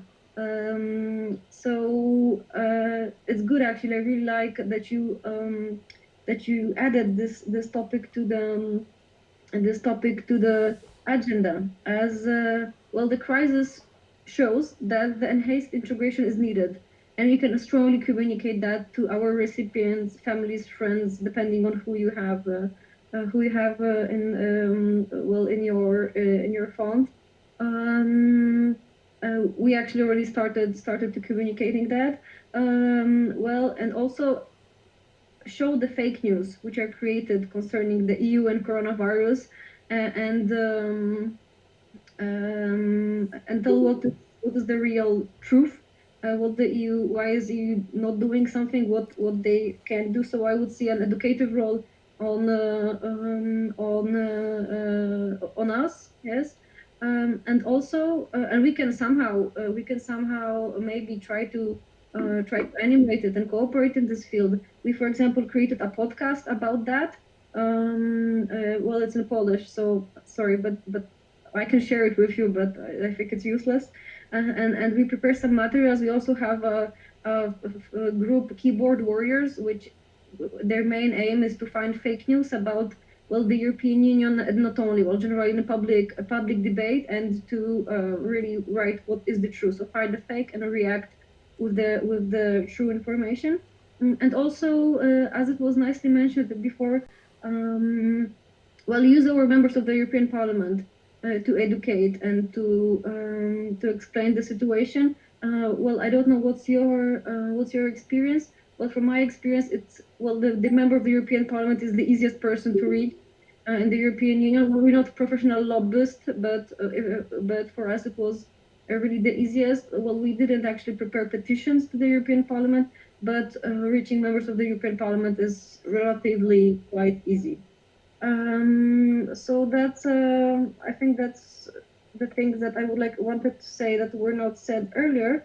And I also have to mention, I'm sorry, I was supposed to leave half an hour ago, but I couldn't. But I have to leave in a few minutes. I will join you tomorrow, and I will read up the lovely relation that is on the common docs. So thank you very much.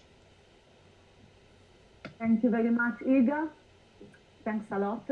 And so just to summarize for everyone, we have 63 people connected on the GoToMeeting and a few people following on Facebook and YouTube. And we are circulating the document again in the chat, where we are trying to track down all the intervention. Octavian is typing like crazy, so if anyone wants to help him to take the notes, I think it's going to be easier than to recap what we're discussing in light of the sessions and conclusions of tomorrow. We have now Marco Cappato for an intervention, which I don't know if it's correct in English as a word, but Marco Cappato, Simona Pompante, Leonello Zacqui, and Nicola Milanese after that. Okay, grazie Virginia. Just for some quick proposal. First of all, what Virginia was saying about the conference on the future of Europe is for sure true. We don't even know if they will be able to convene it at the date that was decided, so that the 9th of May in Dubrovnik. I think that what we could do is to already decide that whether or not the official conference will be convened, we will convene a conference, like a civil society conference or a self-convened conference in both cases. If the conference would be convened, of course, but also if it will not be convened. So to have a sort of self-convened occasion of discussing the things that we are discussing now with much more organization around Europe involved. The other thing that I wanted to say as a bridge with the debate of tomorrow is that the best reform for democracy is to use it, or at least the best first step to reform democracy is to use it. So I think that even if petition, for example, is a very feeble, is a very weak tool, if we use the fact of using it in order to make proposal to try to address the current crisis is a way to strengthen it. to strengthen the tool also, not just to make some proposal.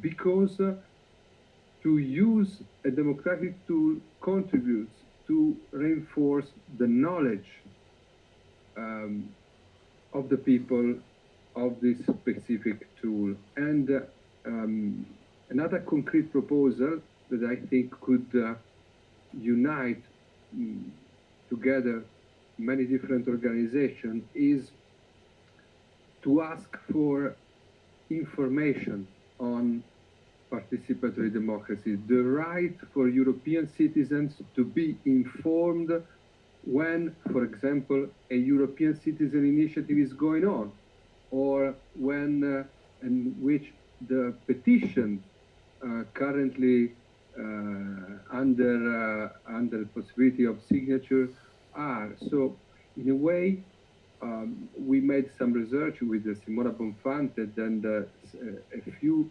tens of millions of euros are spent in the occasion of European election to make advertisement to inform the people about the election. So why people should not be informed about participatory democracy?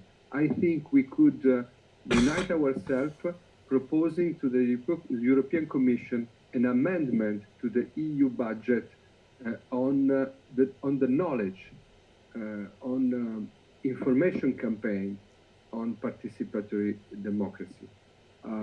At the same time, I think that another very important thing that Virgilio said at the beginning is about budgetary reform.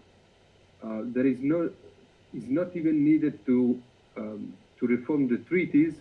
Well, I think that treaties should be reformed, but it's not even needed to reform the treaties in order to ask for a much bigger budget for the European Union. And for example, this could be created through carbon pricing or a carbon tax. We will discuss this tomorrow on environmental politics. But even discussing the crisis currently going on, it's clear that there is a budget problem, and so this is one of the key issues that we should address. For example, in the next meeting before the beginning of the conference on the future of Europe, if the conference will be convened. A last thing and the last proposal, if they will decide to suspend the meetings of the European Parliament, I think we should unite our voice against that, asking for an extraordinary meeting of the Parliament, even in teleconference, if security and safety will not be guaranteed. But we cannot accept that governments are legitimized to take very important decisions in teleconference, in video conference, in secret meetings, because the meeting of Monday, for example, of last Monday, was, as every meeting of the Council, was a secret meeting, and the only public debate institution is shut down, is impeded to convene, to debate, and to take a decision. And I think also it's important, again, what Virgilio was saying about trying to ask the European Parliament transforming itself in the constituent body for the reform of the treaties. Thank you. Thank you, Marco. We have some comments in the chat that you can add to the notes of Marco's speech in the document, so we keep stuff organized. And now we have Simona Bonfante, and then Leonello Zacquini, and then Nicola Milanese. Yeah, hi. I'd like to address an issue which is quite urgent, despite it's not completely and online with what we are talking about now. But I think it's a matter of hours, and it has to do with our fundamental liberties. Because since yesterday, the authorities in Italy are envisaging further, more severe restrictions to people movement, despite actually most of people are compliant with the lockdown already active. The point is that the virus here in Italy is dramatically spreading and the hospitals are collapsing. So if this is happening, it's not because people are doing bad things, but because in the last years, a bad health service planning and management was done by the authorities. Now, both national and local governments are panicking. And in the next couple of days, probably hours, they may decide to impose further authoritarian sanctions and restrictions, such as total curfew or restriction on food shops opening hours, or even a total prohibition on people going out jogging. Now, this state of emergency in Italy is making normal the anormality of a paternalistic authoritarian government, which in my view is just strengthening the idea of the illiberal state by Orban and friends. Actually, only few people, but few people in Italy are raising their voice against this growing state of police. In other countries around Europe, maybe it is still too early for people to realize how violent it can be living for weeks, maybe months, in home jail and be forbidden to take independent decisions as adult, responsible citizens. Now, I'm not sure actually we can feel happy with this happening in Europe with European Union permission or consent or even approval. Maybe, just to remind what Monica was saying before, maybe if there's something we can ask right now to the European Union to do, I mean, really, right now, because it's a matter of hours here in Italy, is to undertake urgent actions to prevent member states from breaking European citizens' fundamental freedoms and rights, such as excessive authoritarian measures, which are not really due to the disease management, but only to the mismanagement of national health systems or a lack of European management, as actually suggested by Pier Virgilio. An urgent petition, maybe, to the European Parliament could be submitted by tomorrow by all of us. So all the organizations supporting this initiative and all people who are taking part to this council, or even an appeal, I don't know, whatever mean can be considered more effective, but it has to be urgent, in my view, because it could also actually be signed by a few personalities who, especially in Italy, are starting writing about the risk, danger for the European democracy of such an authoritarian response. I just actually wanted to leave this topic to your consideration, because in my view, it is today the topic. Thanks. Thank you, Simona Bonfante. We have Leonello Zappuino from Democrazia Italia, and when he finishes, we will close the subscription to speak, so that will show we have enough time until 6 for everyone. So if you want to talk, just let us know so that we have a clear idea of what's gonna happen for the next hour and a half that was planned. Leonello. No, actually, we will close. Sorry, we will close the intervention to speak after Nicolò Milanese, who is going to introduce us to the topic of the treaties. So let's have Leonello, Nicolò, and then we close the intervention so that we have the input from Nicolò.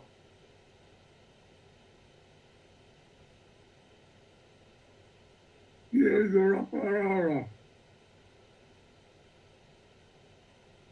Leonello Zacquini, Franco Levi, ti aggiungo. Leonello, if you can talk. Leonello, you have to switch on your microphone. Okay.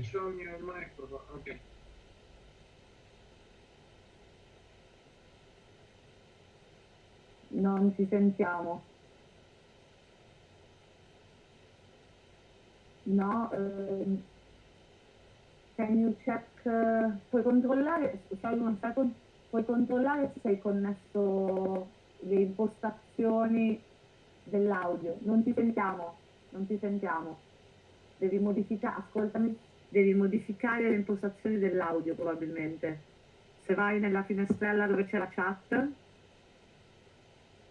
c'è una ghiera in alto, una forma di qualcosa.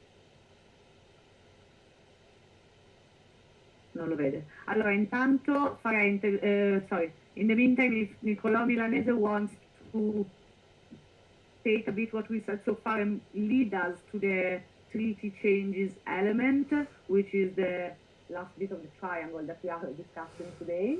And then we have some minutes for more requests to speak, if you guys want to. In the meantime, we'll check with Leonello if he can connect. Okay, thanks, Virginia. So I'm going to speak very briefly because it's a long call. I think that in the moments of confusion and crisis like we're in, it's important for actors like us to be clear about what we will demand once the crisis of confusion is finished. Because this is our chance while we're all stuck at home to think about exactly what it is we want to demand while the politicians and others are busy dealing with an emergency. So when it comes to treaty change, I have noted down 5 things which would be on my list right now. So the first one is related to what we've been talking about a lot, the coronavirus, and I think that calling for some elements of health policy to be inside of European competencies is a very clear thing to call for these days. And people have pointed out that the lack of a coordinated response inside of Europe is undermining the responses of the different countries and leading to populist kind of measures being taken. So I think that European competences in health, or we could call it well-being, or if they really want to, we could call it protecting a European way of life, which I think in the current context takes on a new meaning as a kind of title. The second thing that I would suggest is again related to the current situation. It's that, again, we have seen that the European Union's response to a crisis is to close its external borders. Whether it's to close the external borders to migrants and asylum seekers, or it's to say, for example, that it won't send medical supplies to nearby countries like Serbia because it needs them inside of the European Union. I think each of these kinds of reactions is self-defeating. It's self-defeating in the context of a health emergency to only dedicate resources to people inside of the European Union borders when we've seen that these things spread across borders very naturally. So in a treaty reform situation, there needs to be a rebalance of the way the European Union deals with its internal affairs and its external affairs to get rid of this tendency that each time there's a crisis, the European Union reinforces its external borders, which I think is self-defeating. The third thing I would put on my list is related to the economy, which has already been mentioned. I think the call for Eurobonds is now potentially very powerful. It should already have been powerful following the financial crisis, but in the context of rebuilding a European economy very badly damaged both by financial crisis and then even further by a health crisis, Eurobonds, and ensuring that the European Union can deal with asymmetric shocks is something which more could be done about in the context of the current treaties, but reforming the treaties would clearly be a good idea. So that's the third item. The fourth item is about the European Union having more care to protect the most vulnerable workers in the European economy. And I think that's related to the social pillar.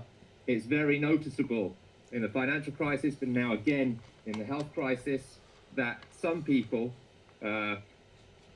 managers, people who have got better jobs, are much better protected inside of Europe than people who are in other kinds of jobs, typically lower paid kind of jobs. And I think that the European Union should address this issue of equality, notably between its workers. So that's something about the social pillar. And then the fifth area I would address is democratic reinforcement, to say that the European Union's distinctive response to crisis is always to insist, should be always to insist on a democratic means of response. And so that means things like what Marco was talking about, no secret meetings in which decisions are taken which have massive implications for millions and millions of people, reinforcement of fundamental rights and these kinds of things. So those would be my 5 chapters of democratic treaty change, which I think that we should be insisting on already, so that we get ahead of the game this time, rather than waiting until the crisis is worse or the crisis is over, because that time will be coming to the party late. We should be making these claims now. Those are my 5 suggestions. Thank you, Nicola Milanese, for the perspective and structured introduction to the last bit of our afternoon. So we do have Leonardo Zacquini. We are calling him to try to help him to connect us. And we have Antonio Argenziano, secretary of the, how do you say it in English, Antonio? You can introduce yourself, it's easier. Juventus Federalista Europea. Yes, exactly. It's the Young European Federalists, but the Italian section, of course. Thank you. You're welcome. Hi, everyone. Actually, I just want to add a few things. I basically agree on most of what's been said till now. And first, one thing. During the last intervention, it was mentioned the reaction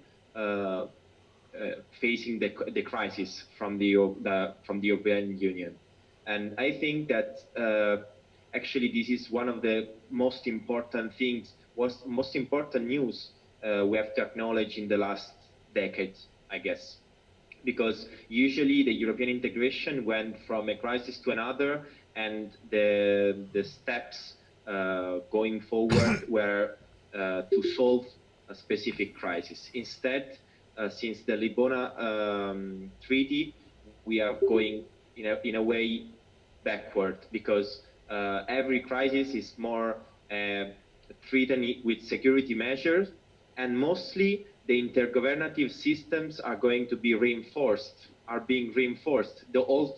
Always the intergovernmental solution are chosen above the communitarian solution, and this is a huge problem we are facing now. And this is one of the reasons why it's important to say that basically what is not working right now is not European Union itself, it's the intergovernmental system within it. Facing the coronavirus, in the last days we've seen the European Commission reacting in a way with public declarations and funds, the European Central Bank reacting and with funds and etc. And on the other end, the Eurogroup meeting was a complete, it took no decision at all. and even if we are facing one of the biggest crises since the Second World War. So starting from this, when we talk about this crisis, I think it's very important to be detached also by the status quo situation. We have to to criticize the status quo, not to disqualify the European Union, but to say that the European Union can and must be better than it is. Otherwise, if we just try to defend some of these mechanisms that have a lot of problems, as we all know, as we all said, it's going to be just an assist for who want just to destroy everything.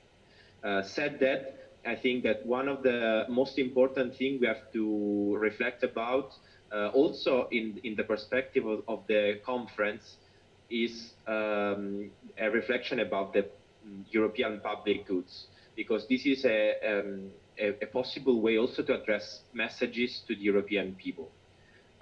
When we talk about the Green Deal, when we talk about migration reforms and funds, when we talk about, I don't know, unemployment insurance at European level and etc., on all these kinds of investment, these are the measures that European people are actually asking about. And we have to act to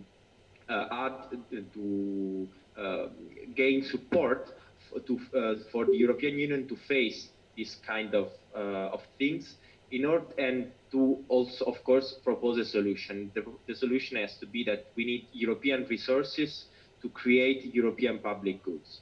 In this sense, we can tackle the European budget discussion at first point. Of course, the European there are no agreements about the new European budget, but we all have to face this problem. One thing is, we could say also that it should be connected to the political mandate of the Commission and not being not lasting 7 years as it is now. And on the other hand, that the resources has to be increased. The resources has to be increased not with national contributes, but with European owned resources. So basically European taxation. And of course, this taxation does not have to increase the all amount of taxes, the weight of taxes on European citizens, but it has to be a sort of reconsideration of the whole taxes system within Europe, and this could be also a way to tackle some of the fiscal havens that we have within the European Union. So I think that this could be a very important topic to tackle, to gain support for reforms of the European Union, and we have to consider at least two kind of time when we are talking about reforms. Once we have to face emergencies, and we have to do it, and it is a necessity, because if we do not show results, if we do not face challenges, we are going to lose all the consensus, all the political consensus that the European Union has.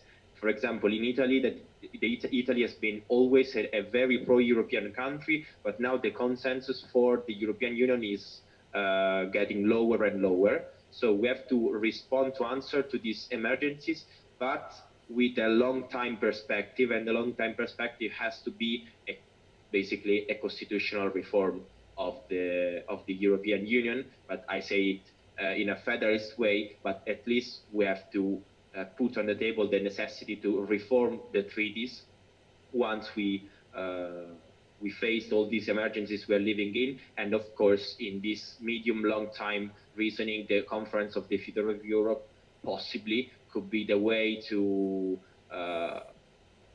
mobilitate all the European civil society in order to asking for European public goods and a democratic reform of the European Union. Thank you. Thank you very much, Antonio. And I'm going to read the last names that we got on the list. So we have Leonel Zacchino, who is going to try again. Then Franco Levi, Samuele Nannoni from Oderal, and Massimo Idiano Nespola. And we have 1 hour, 1 hour Hello? and 15 minutes. Hello, I try to speak with you, if you understand. Yes, we do. It's okay? I go, thank you. Sorry. I deactivated the browser that was inserted before.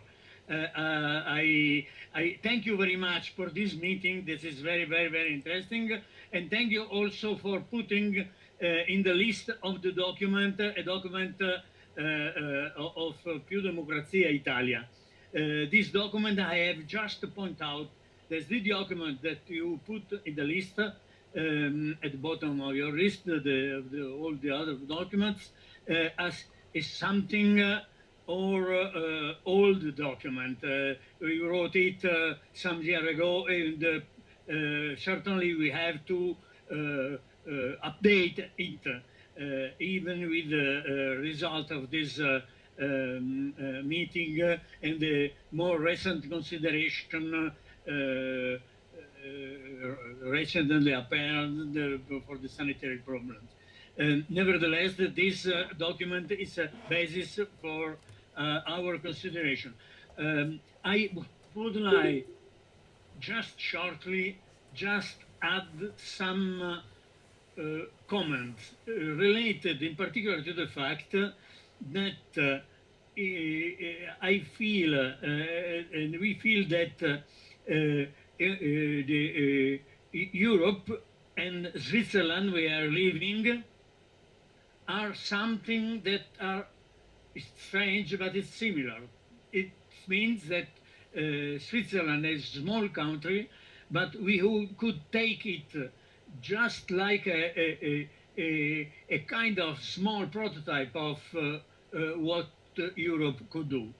The first consideration that we have to do is that we are speaking a lot about participatory democracy, and we have not to make confusion between participatory democracy and direct democracy. They are two different structure and tools for democracy. Both are very, very important, but they are different. In general, participatory democracy is not deciding something. It's just advisory. Obligatory tools, nevertheless, are related to direct democracy. And we have are different structure are very important. Both the tools are very important. Therefore, for instance, if we are speaking about citizens' assembly, they are typically participatory democracy that offer informations in two senses, in two directions, but it's not typically not deciding. But nevertheless, we had and we have to think how to do it, how to combine and how to associate to the citizens' assemblies at the end of the process, how to call to a votation of the full population in order to take the good decision, to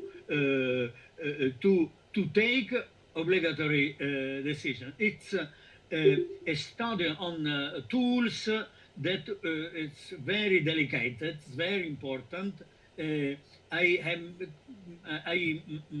think that it's important that we consider the three aspects of the democracy. Therefore, the representative democracy that in Europe is just a bit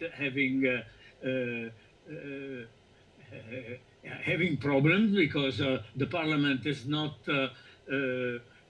having the power that typical of a parliament. The European Parliament is not that concerned in deciding laws and so on. and then making difference between participatory democracy, that's very, very important also, and direct democracy. Therefore, how to combine the discussion, the exchange of information with decision.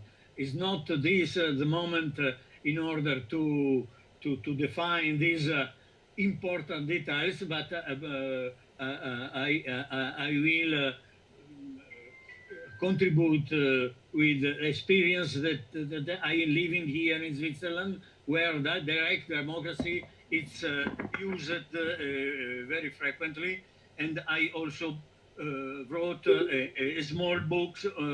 La democrazia diretta vista da vicino, for the moment just in Italian, but they are traducing it in some other languages.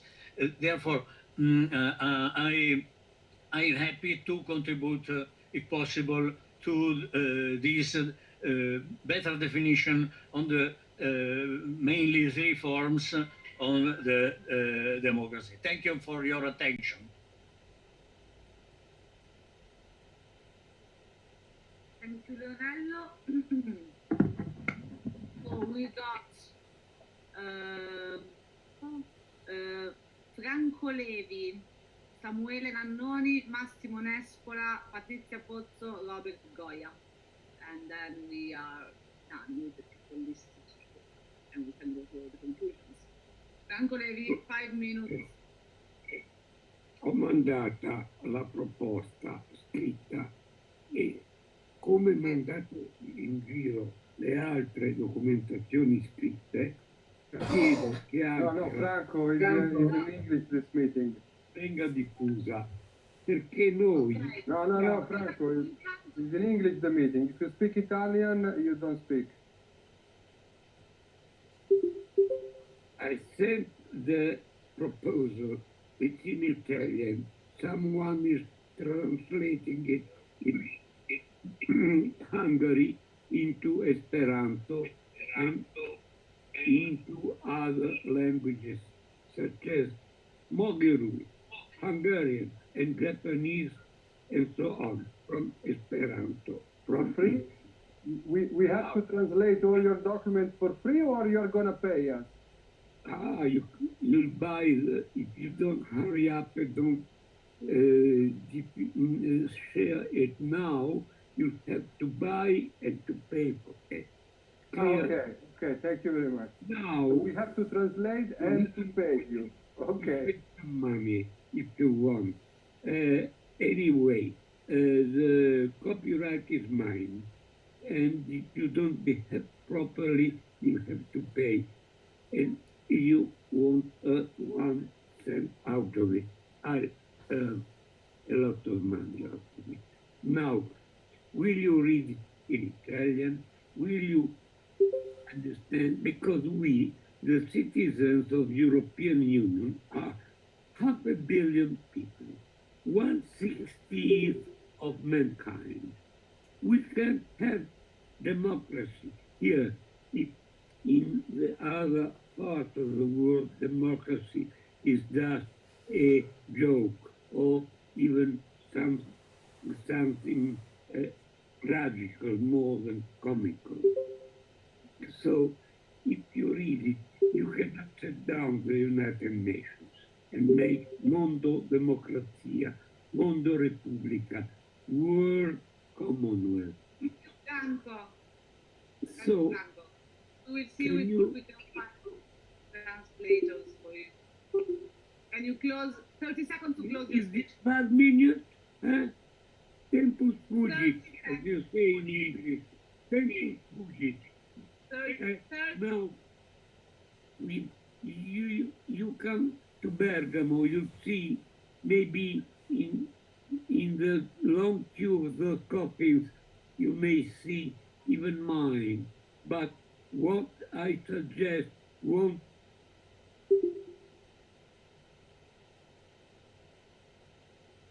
Thank you, Franco. Cutting my tongue. You will, after I die, you won't be happy. Thank you, Franco. Okay, after Franco Levi, we got Samuele Nannoni from Oderan, Massimiliano Nespola, Patrizia Pozzo, Robert Goya, Marco Ferraro, which I forgot already. So Samuele Nannoni. Yes, hello to everyone. Thank you for this opportunity and for this great meeting. I guess you heard me. So I'm just taking the floor just to say a few things because I mainly agree with much of the people that spoke before me. So what I want to say is that what we have to do at European level is just to build up something new. Okay, just to use our imagination because what we currently have is not sufficient. The things that I want to say is that we don't have to believe that to make at the European level things better. We just simply have to replace what we already have at the national level. And for example, having an European Parliament with a legislative power of have a council that is like an American Senate. And this is won't be sufficient for a simple reason that is no more sufficient at the national level too. And as a proof of it is the fact that from many years, from many decades, and in quite all democracy here in the West or in Europe, we see that the representative democracy needs the support of other kinds of democratic experiences and democratic means, such as the direct one and the participatory democracy and the deliberative one. And such tools, such as the citizen assemblies, the random selected citizen assembly, have proved to be fundamental in bringing the citizen at the core of the public decision making, and so strengthening democracies themselves. So this is, I think, is very important. And Simona Bonfante previously said that, for example, the problem that many states, like such as Italy, are facing nowadays with the coronavirus is that in the last decades, Italy, so Italian politicians have cut the financing for the sanity. So my answer is we the citizen, the Italian citizen in this case, if they have the opportunity to choose if to cut or not the financing for the sanity instead of giving that money, I don't know, for military operation, have decided to do it. I don't think so. So we have to think that maybe the citizen can be wiser than what we think. And so starting from this point of view, we have to think, use our imagination to think another kind of Europe and understand that we have a big opportunity that what is happening at the national level, we have to learn from it and to start building up a new Europe, not just replacing what our democracy at the national level are now, but already implementing with other means of other kind of democracy of democratic kind. For example, just to say something, the idea of having one of the for example, the European Parliament in Strasbourg as a place where to collect European citizens and just letting the European Parliament in Brussels for politicians, obviously, together with the Council. For me, it's a good idea. Obviously, as someone could say, there is the problem of the communication because we are 27 countries with approximately 27 languages. And so citizens could face the problem to communicate with each other. But I would also say that if we want to do something, we will do it. And obviously, in a federal state, such as many of us would be Europe to become, a common language would be, I think, one of the first steps. So English or whatever other language would be a common language of this Europe, new Europe. And so also this gap could be no problem tomorrow. Thank you.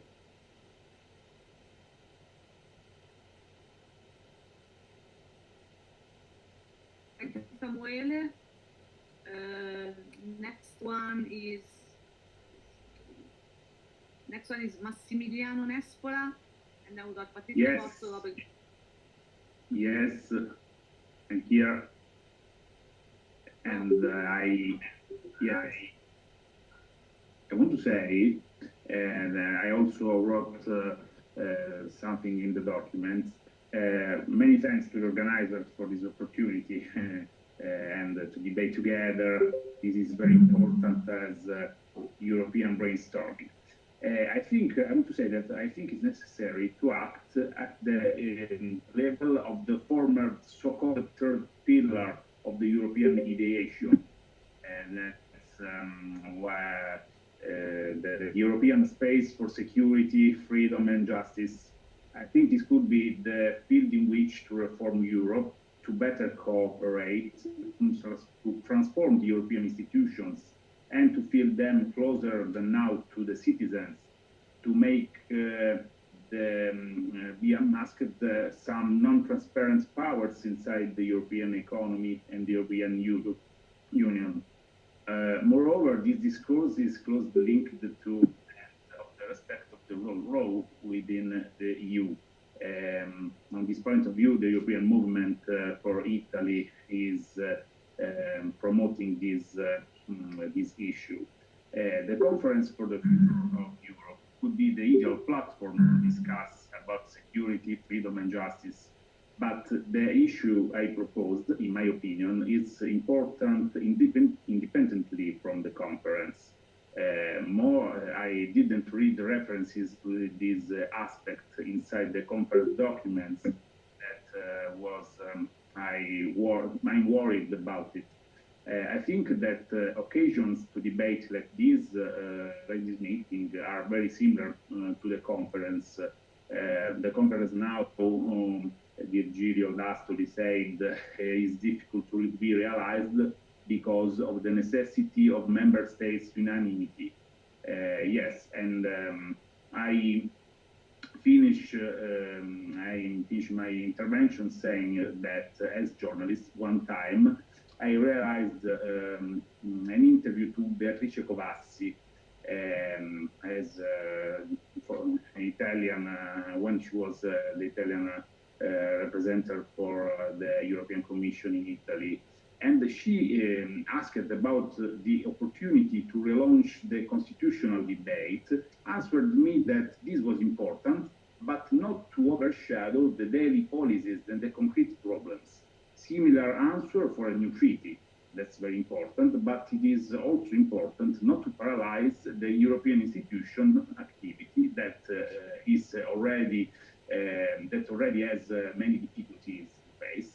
And for the moment, that's all. Many thanks. Thank you very much. So we just checking the list. So we are in the last hour of today, and then I just remind for those of you who are connected now, those of you who are rewatching the recording and who is following online, that the session tomorrow will be from 9:30 to 1:30 with a focus more specific on the policy. And now we have Patrizia Pozzo, Robert Goya, Marco Ferraro, Corentin, and surname, and Michele Fiorillo. Last one. Whoever registered from now on is gonna hold it. Thanks, Virginia. Thanks to everybody. I do believe that we should have more and more meetings like that. But it will be very quickly. I know we are all tired now. So let's focus on a couple of points that I would like to underline. First of all, it's quite clear that to all of us that this epidemic showed that there is no European Union now as we all thought it is. Whatever it is now, it's completely and definitely dead. But at the same time, we should have really the last chance to think at it, imagining the one we do like to move on. And we must take advantage of a couple of points very important. The first one is that both the Federal Reserve and the BCE at the moment, they both still don't know well how to behave. I mean, we all listened to Lagarde's statement a few days ago, which was, which leave us completely with no words. And another important point is that China at the moment it's no more a doctor, but he's a fashion as well. And that could offer us a good occasion to move on. Now, Marco said before that at least, of course, we can rethink to reform the treaties, but I perfectly agree that we can use now the one we have in a correct way, transparently, first of all, but also in the correct way, reinforcing, of course, the European Parliament power. So I'm sure tomorrow, I think we'll have more time for details, to enter in details of policies, and I'm really happy to take part of it because I don't understand. I'm sorry, I didn't have a lot of time before this meeting to enter in all the draft. I just understood we could share together, but I will be happy to insert some policies for tomorrow if you email me. Okay, thanks, bye. Thank you, Patrizia. Yes, apologies. You received we sent some of the documents 2 days ago, but the working document was sent today. So, where you can actually edit. So, it's organized in 3 sections. The first section is collaborative note about what we're discussing today. So it's a good space for brainstorm, comment to each other, and interact on that. The second part was more a series of questions and proposals around the instruments of participatory democracy in itself. And of course, you can edit also that part and integrate it. And the last bit is a proposal of a draft of a petition to the European Parliament that we can discuss tomorrow, that was presented by some of our activists at Eumans. Having said so, all of you guys, and this is an event, the Council of Participatory Democracy, organized by multiple organizations. So if European Alternatives, ECIT, and all of you want to try to make suggestions, we can make sure that we have a double approach as an output of the meeting, where we have something that will need to be done sort of immediately, and of course we will then need to define together how to move forward, considering that it's very difficult to solve all the problems in one meeting, even though it's a long one. So let's keep this in mind as we proceed. So toward the end of the day, Robert Goya is the third speech, so be short, please. And then Marco Ferraro, Corentin, and Michele Ferrini. Okay, thank you very much. Just because it's my third speech, I will keep it very briefly. And I would like to raise a point which also Irina read in the notes I've also raised, about our short-term goals at the moment of how we're going to face the crisis. And in order to address the crisis, in order to enhance the solidarity which we've all talked about throughout the public opinion, and in order to re-establish the EU's legitimacy as an institution, as we've seen that in Italy, somebody has mentioned that the support for the European Union is going more down and down. I think we should, if there is any way, address the EU in order to trigger the European Globalization Adjustment Fund. This is a policy instrument which is particularly helpful in a financial situation where workers are becoming obsolete due to globalization. And COVID-19, the coronavirus, is an issue which was helped also by globalization. And therefore, this crisis represents an eligibility criteria for the European Globalization Adjustment Fund. This fund basically allocates a couple of financial help to member states who are financing workers who are experiencing workers that are becoming redundant due to globalization. Therefore, in this case, we can see that many people have become unemployed just because of the coronavirus, and we cannot foresee how long the coronavirus is going to stay.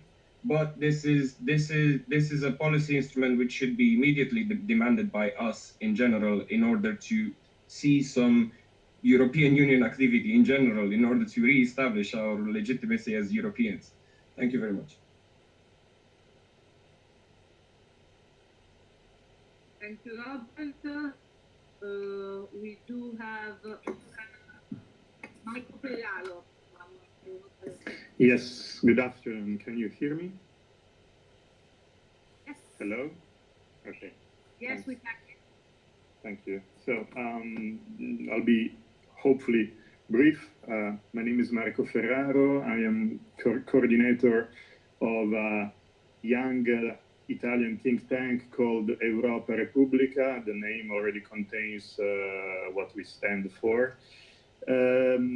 I would like to say a few words about what treaty changes might be necessary in order to seize the opportunity of the Conference on the Future of Europe and relaunch a process leading to a united Europe. So I think this is partly a polemic, but not entirely so. One thing which is very necessary is just to apply the treaties, and in particular the principle of subsidiarity.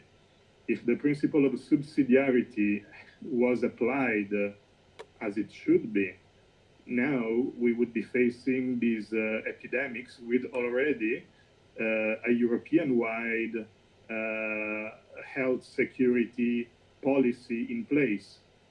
We would already be discussing foreign aid towards China or other third partners using a common European diplomatic service and so on.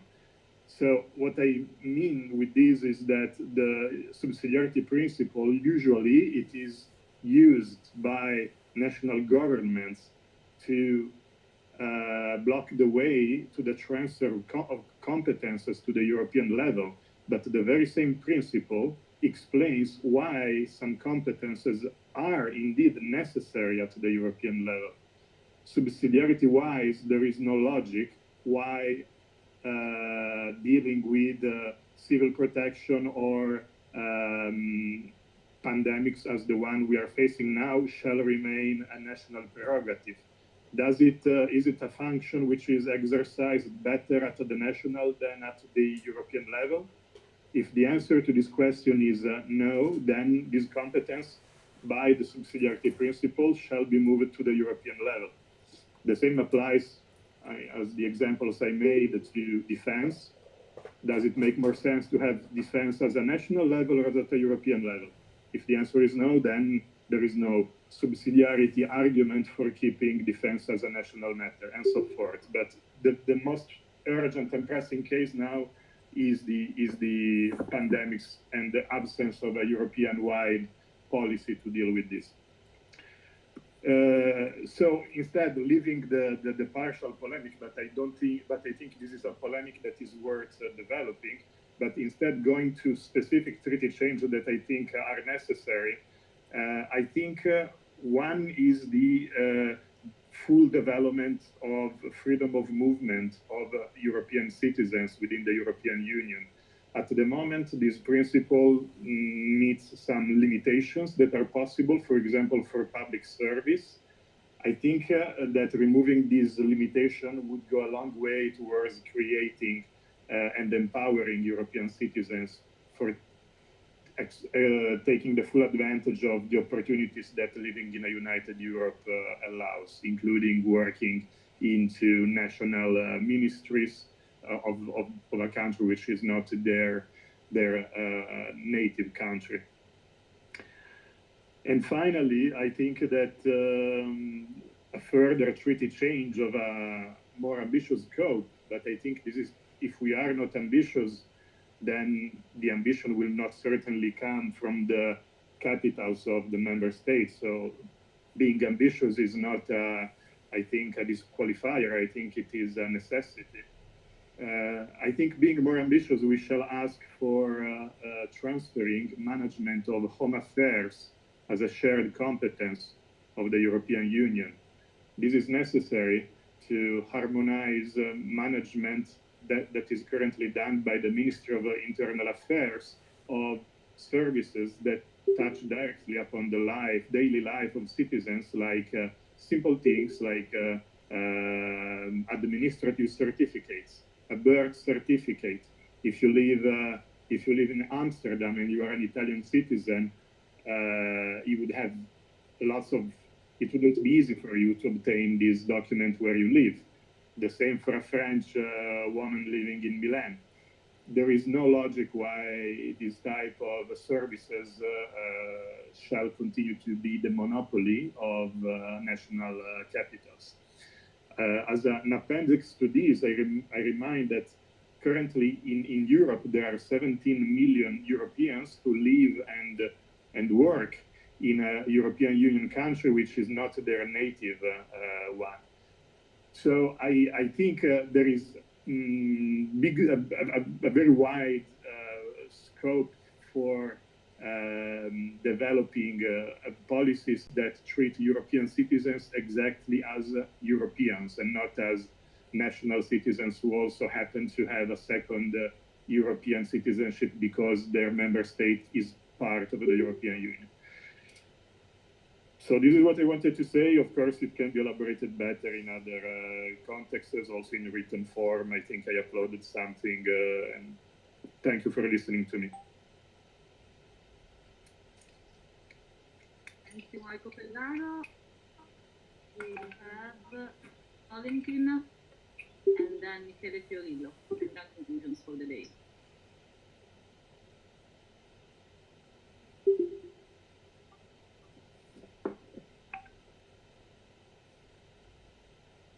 Valentin?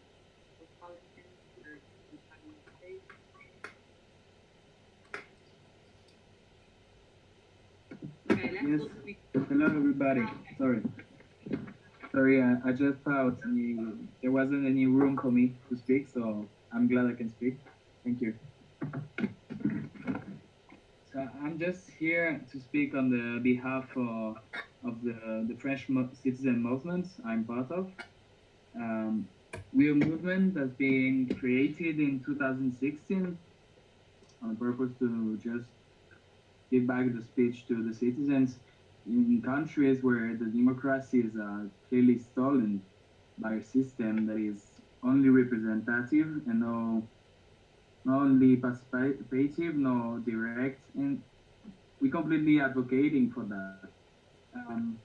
I think in the times of crisis we're facing right now, our manifesto is more than ever necessary to reflect upon. So we edited a manifesto in 2016 that is stating 6 points, and I think it would be a good base on which we can think about redefining the functionment of our European Union. That is, I think, I'm not speaking only on behalf of my movement, but I'm speaking for myself right now. The crisis we're facing is going to ask deep changements, deep modifications to the way we look at democracy and the way it applies to European Union. Sorry. So our manifesto has been made on 6 main points. The first one is we're asking, and I think in European institutions would be a great thing, is to ask for a renewing of the political representation. That is to say, every mandate the people is giving to people is not, you can replicate a mandate. Once you've been elected, you should pass it on the next mandate to someone new.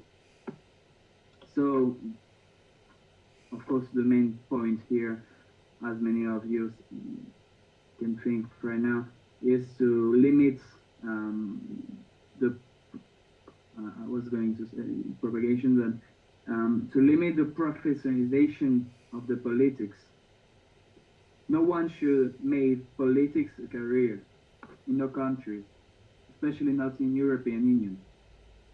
Secondly, on a more local scale, no political parties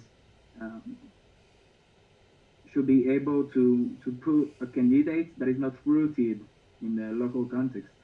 That is to say, if you're living in Paris, you can go and put a candidacy to rule a tiny village in the east.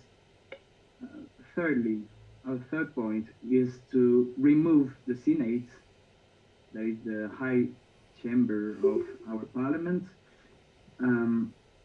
By a chamber, there would be a citizen senate, that is to say, a room for our parliament that would contain only members that would be, forgot the name in English. Randomly selected. Sorry? Randomly selected. Exactly. Thank you.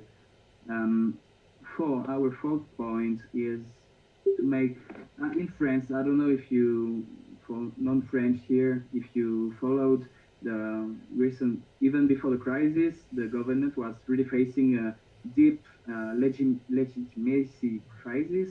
The people is not trusting it anymore for a long time now, but he just redesigned the whole pension system for the elder people. And as the bill wasn't going to pass the parliament approval, it just invoked one horrible law that's been created on the beginning of the fifth. Sorry, I just put them. But since '58, the system we currently in still allows the government, the executive power, to pass a bill through by not necessitating the approval of the parliament. If there is a legislative block of the process, that is to say the parliament is not agreeing with the government has the right, through a horrible law that is named 49.3, to pass it without the approval. So that is completely anti-democratic. We are advocating for 49.4.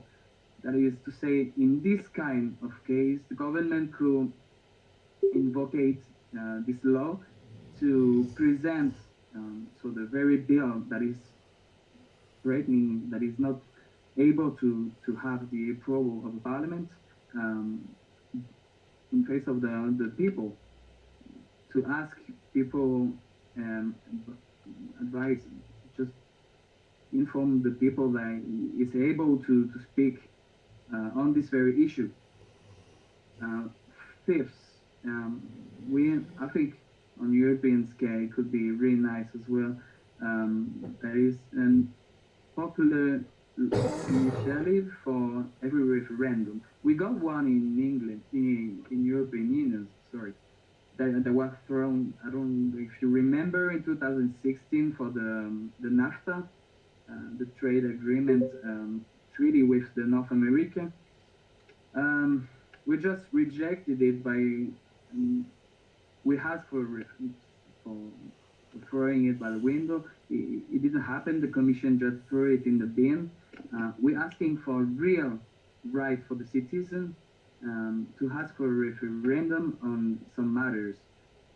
In France, the threshold is 500,000 people signing it in order to have a referendum organized. I mean, the threshold will be higher in European Union, of course. That is our first point of the manifesto. The sixth one is we'd like to see real and truly impartial justice. Justice that is not taking part in any case, that is only embodying the very principles at the core of the justice system. And for that, on the model I just explained earlier, we are advocating for a special independent court that is constituted by magistrates, professional magistrates, but also citizens that are once again randomly selected. Thank you. It's all our manifesto, but I really think we can take a look at this manifesto to think about our democracy in general in the Union. Thank you. Thank you very much. Last one is Michele Fiorillo from Civico Europe, and then we can add to the conclusion. Yes. You know, Extinction Rebellion is calling for these citizen assemblies convocated by governments to deliberate, to allow the citizen to deliberate accurately about the climate just transition. And this is something I think that has to do with our work because yes, so already some of you already mentioned this citizen assembly model, the randomly selected citizens. It's something that comes from democratic theory since long time, deliberative democracy experiments. You know also the experience of G1000 in Belgium. So this G1000 is instead of G8, you know, the meeting of the powerful people.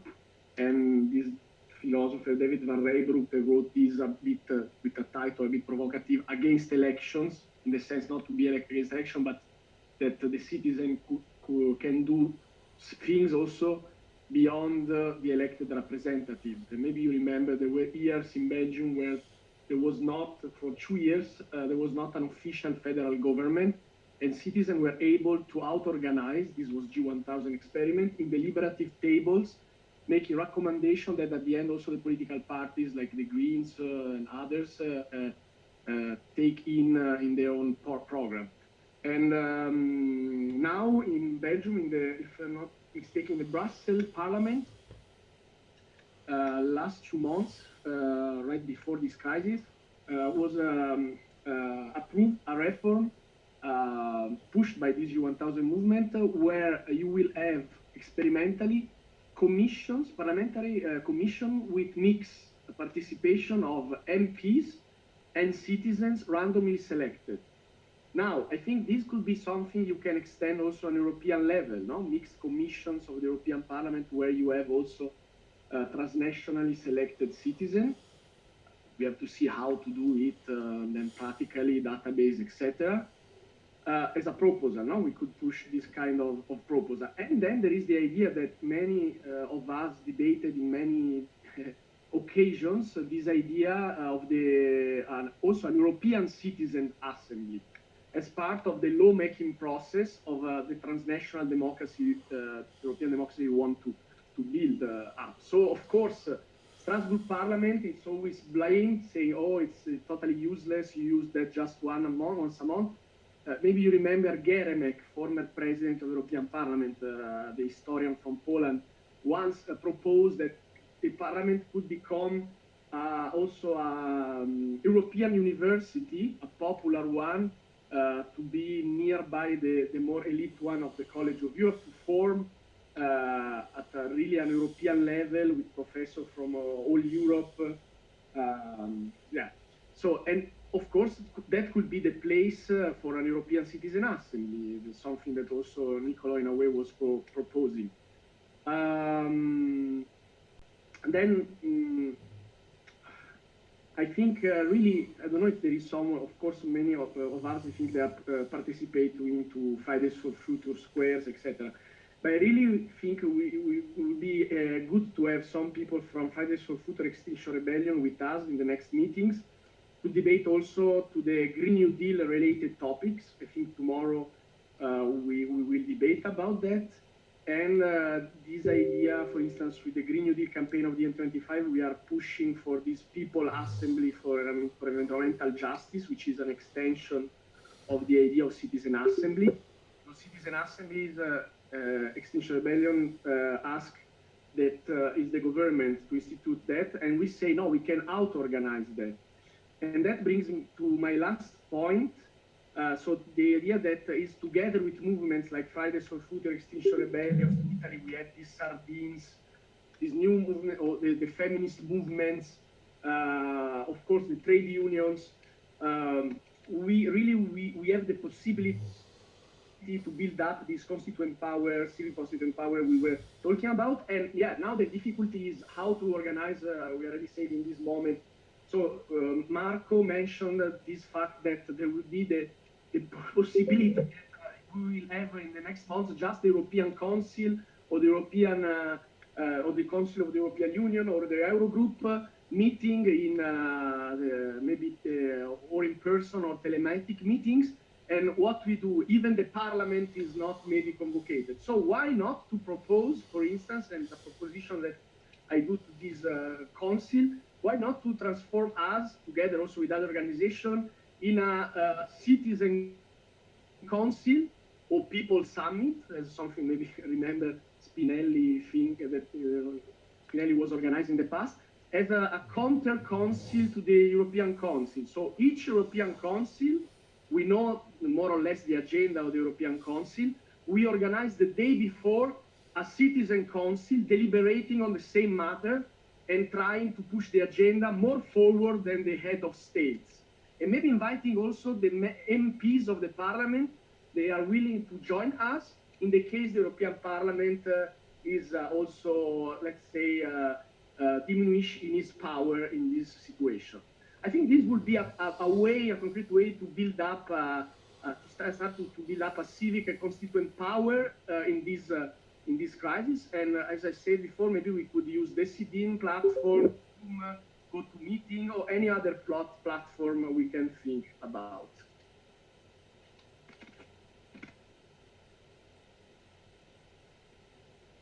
I finished. Thank you very much.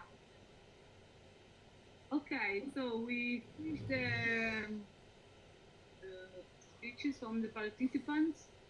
And so just a quick summary of what's going to happen next. So basically, we're going to meet tomorrow at the same link at 9:30 with you and all the other people that registered only for the sessions of tomorrow. And the focus is going to be basically mainly move to more, so we define some methodology, and maybe Marco, Nicola, and the others want to wrap it this now. Tomorrow we're going to focus more on the policy element and the actual proposals. I remind you that in the document there are all the notes of the participants, and there is also a draft of a petition to the European Parliament. So I guess Lorenzo, who curated it, and the other people can review that in light of what we discussed today. Of course, we can't take all the decisions in 2 days and come up with the direct action to be done urgently as the moment requires. So most likely we will have to define different layers of action. Some stuff that needs to be done immediately because they respond to the urgency and maybe other actions and ideas to be worked on in the medium and long term. And this is part of what, so that's a first meeting for a reason. So I would leave Marco some time, and also I don't know if Nicolò, Lorenzo, and the others are still connected, but maybe if the organizers want to say, the first organizers want to say something, that we can close at 6 on time. Nicolò, Lorenzo, I don't know if you're still connected. Thank you, Gila. I'm okay. I think it's quite clear, and I think that we can already study the petition prepared by Lorenzo, but also everybody could seize the opportunity of tomorrow to go more in specific issues that, of course, are not in the agenda now, because there is only one issue on the agenda, but it's clear that climate change is not stopping, I mean, just to make an example. So I think we can go directly to the discussion of tomorrow morning.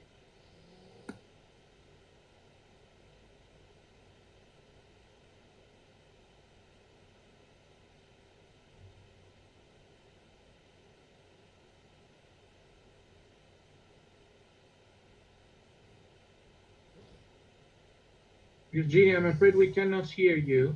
Villa, no microphone. Yeah, sorry. I was saying that I shared the final notes again, so that everyone, if you want, you can have a look before tomorrow's session, or refine stuff, integrate stuff. I really want to thank not only all of us who stayed connected for 4 hours, but the people who followed on social media channels, and also all the people that worked on the organization of this. There was a lot of backstage work for this. So besides the co-organizers, I want to thank Roberto Mancuso and Michael Brown as the technical side, and Carlo and Diana and Lorenzo and Octavian and Sibilla, who kind of made sure that we had all the tools available for today and in place. Plus, each organization and person came here with his own background, so it's great to share this kind of moment as Europeans. And let's go back home. Thank you very much. See you tomorrow at 9:30 at the same link. Thank you, guys. All right, see you tomorrow. Thank you. Bye. Bye. Ciao. Bye Bye to all. Ciao.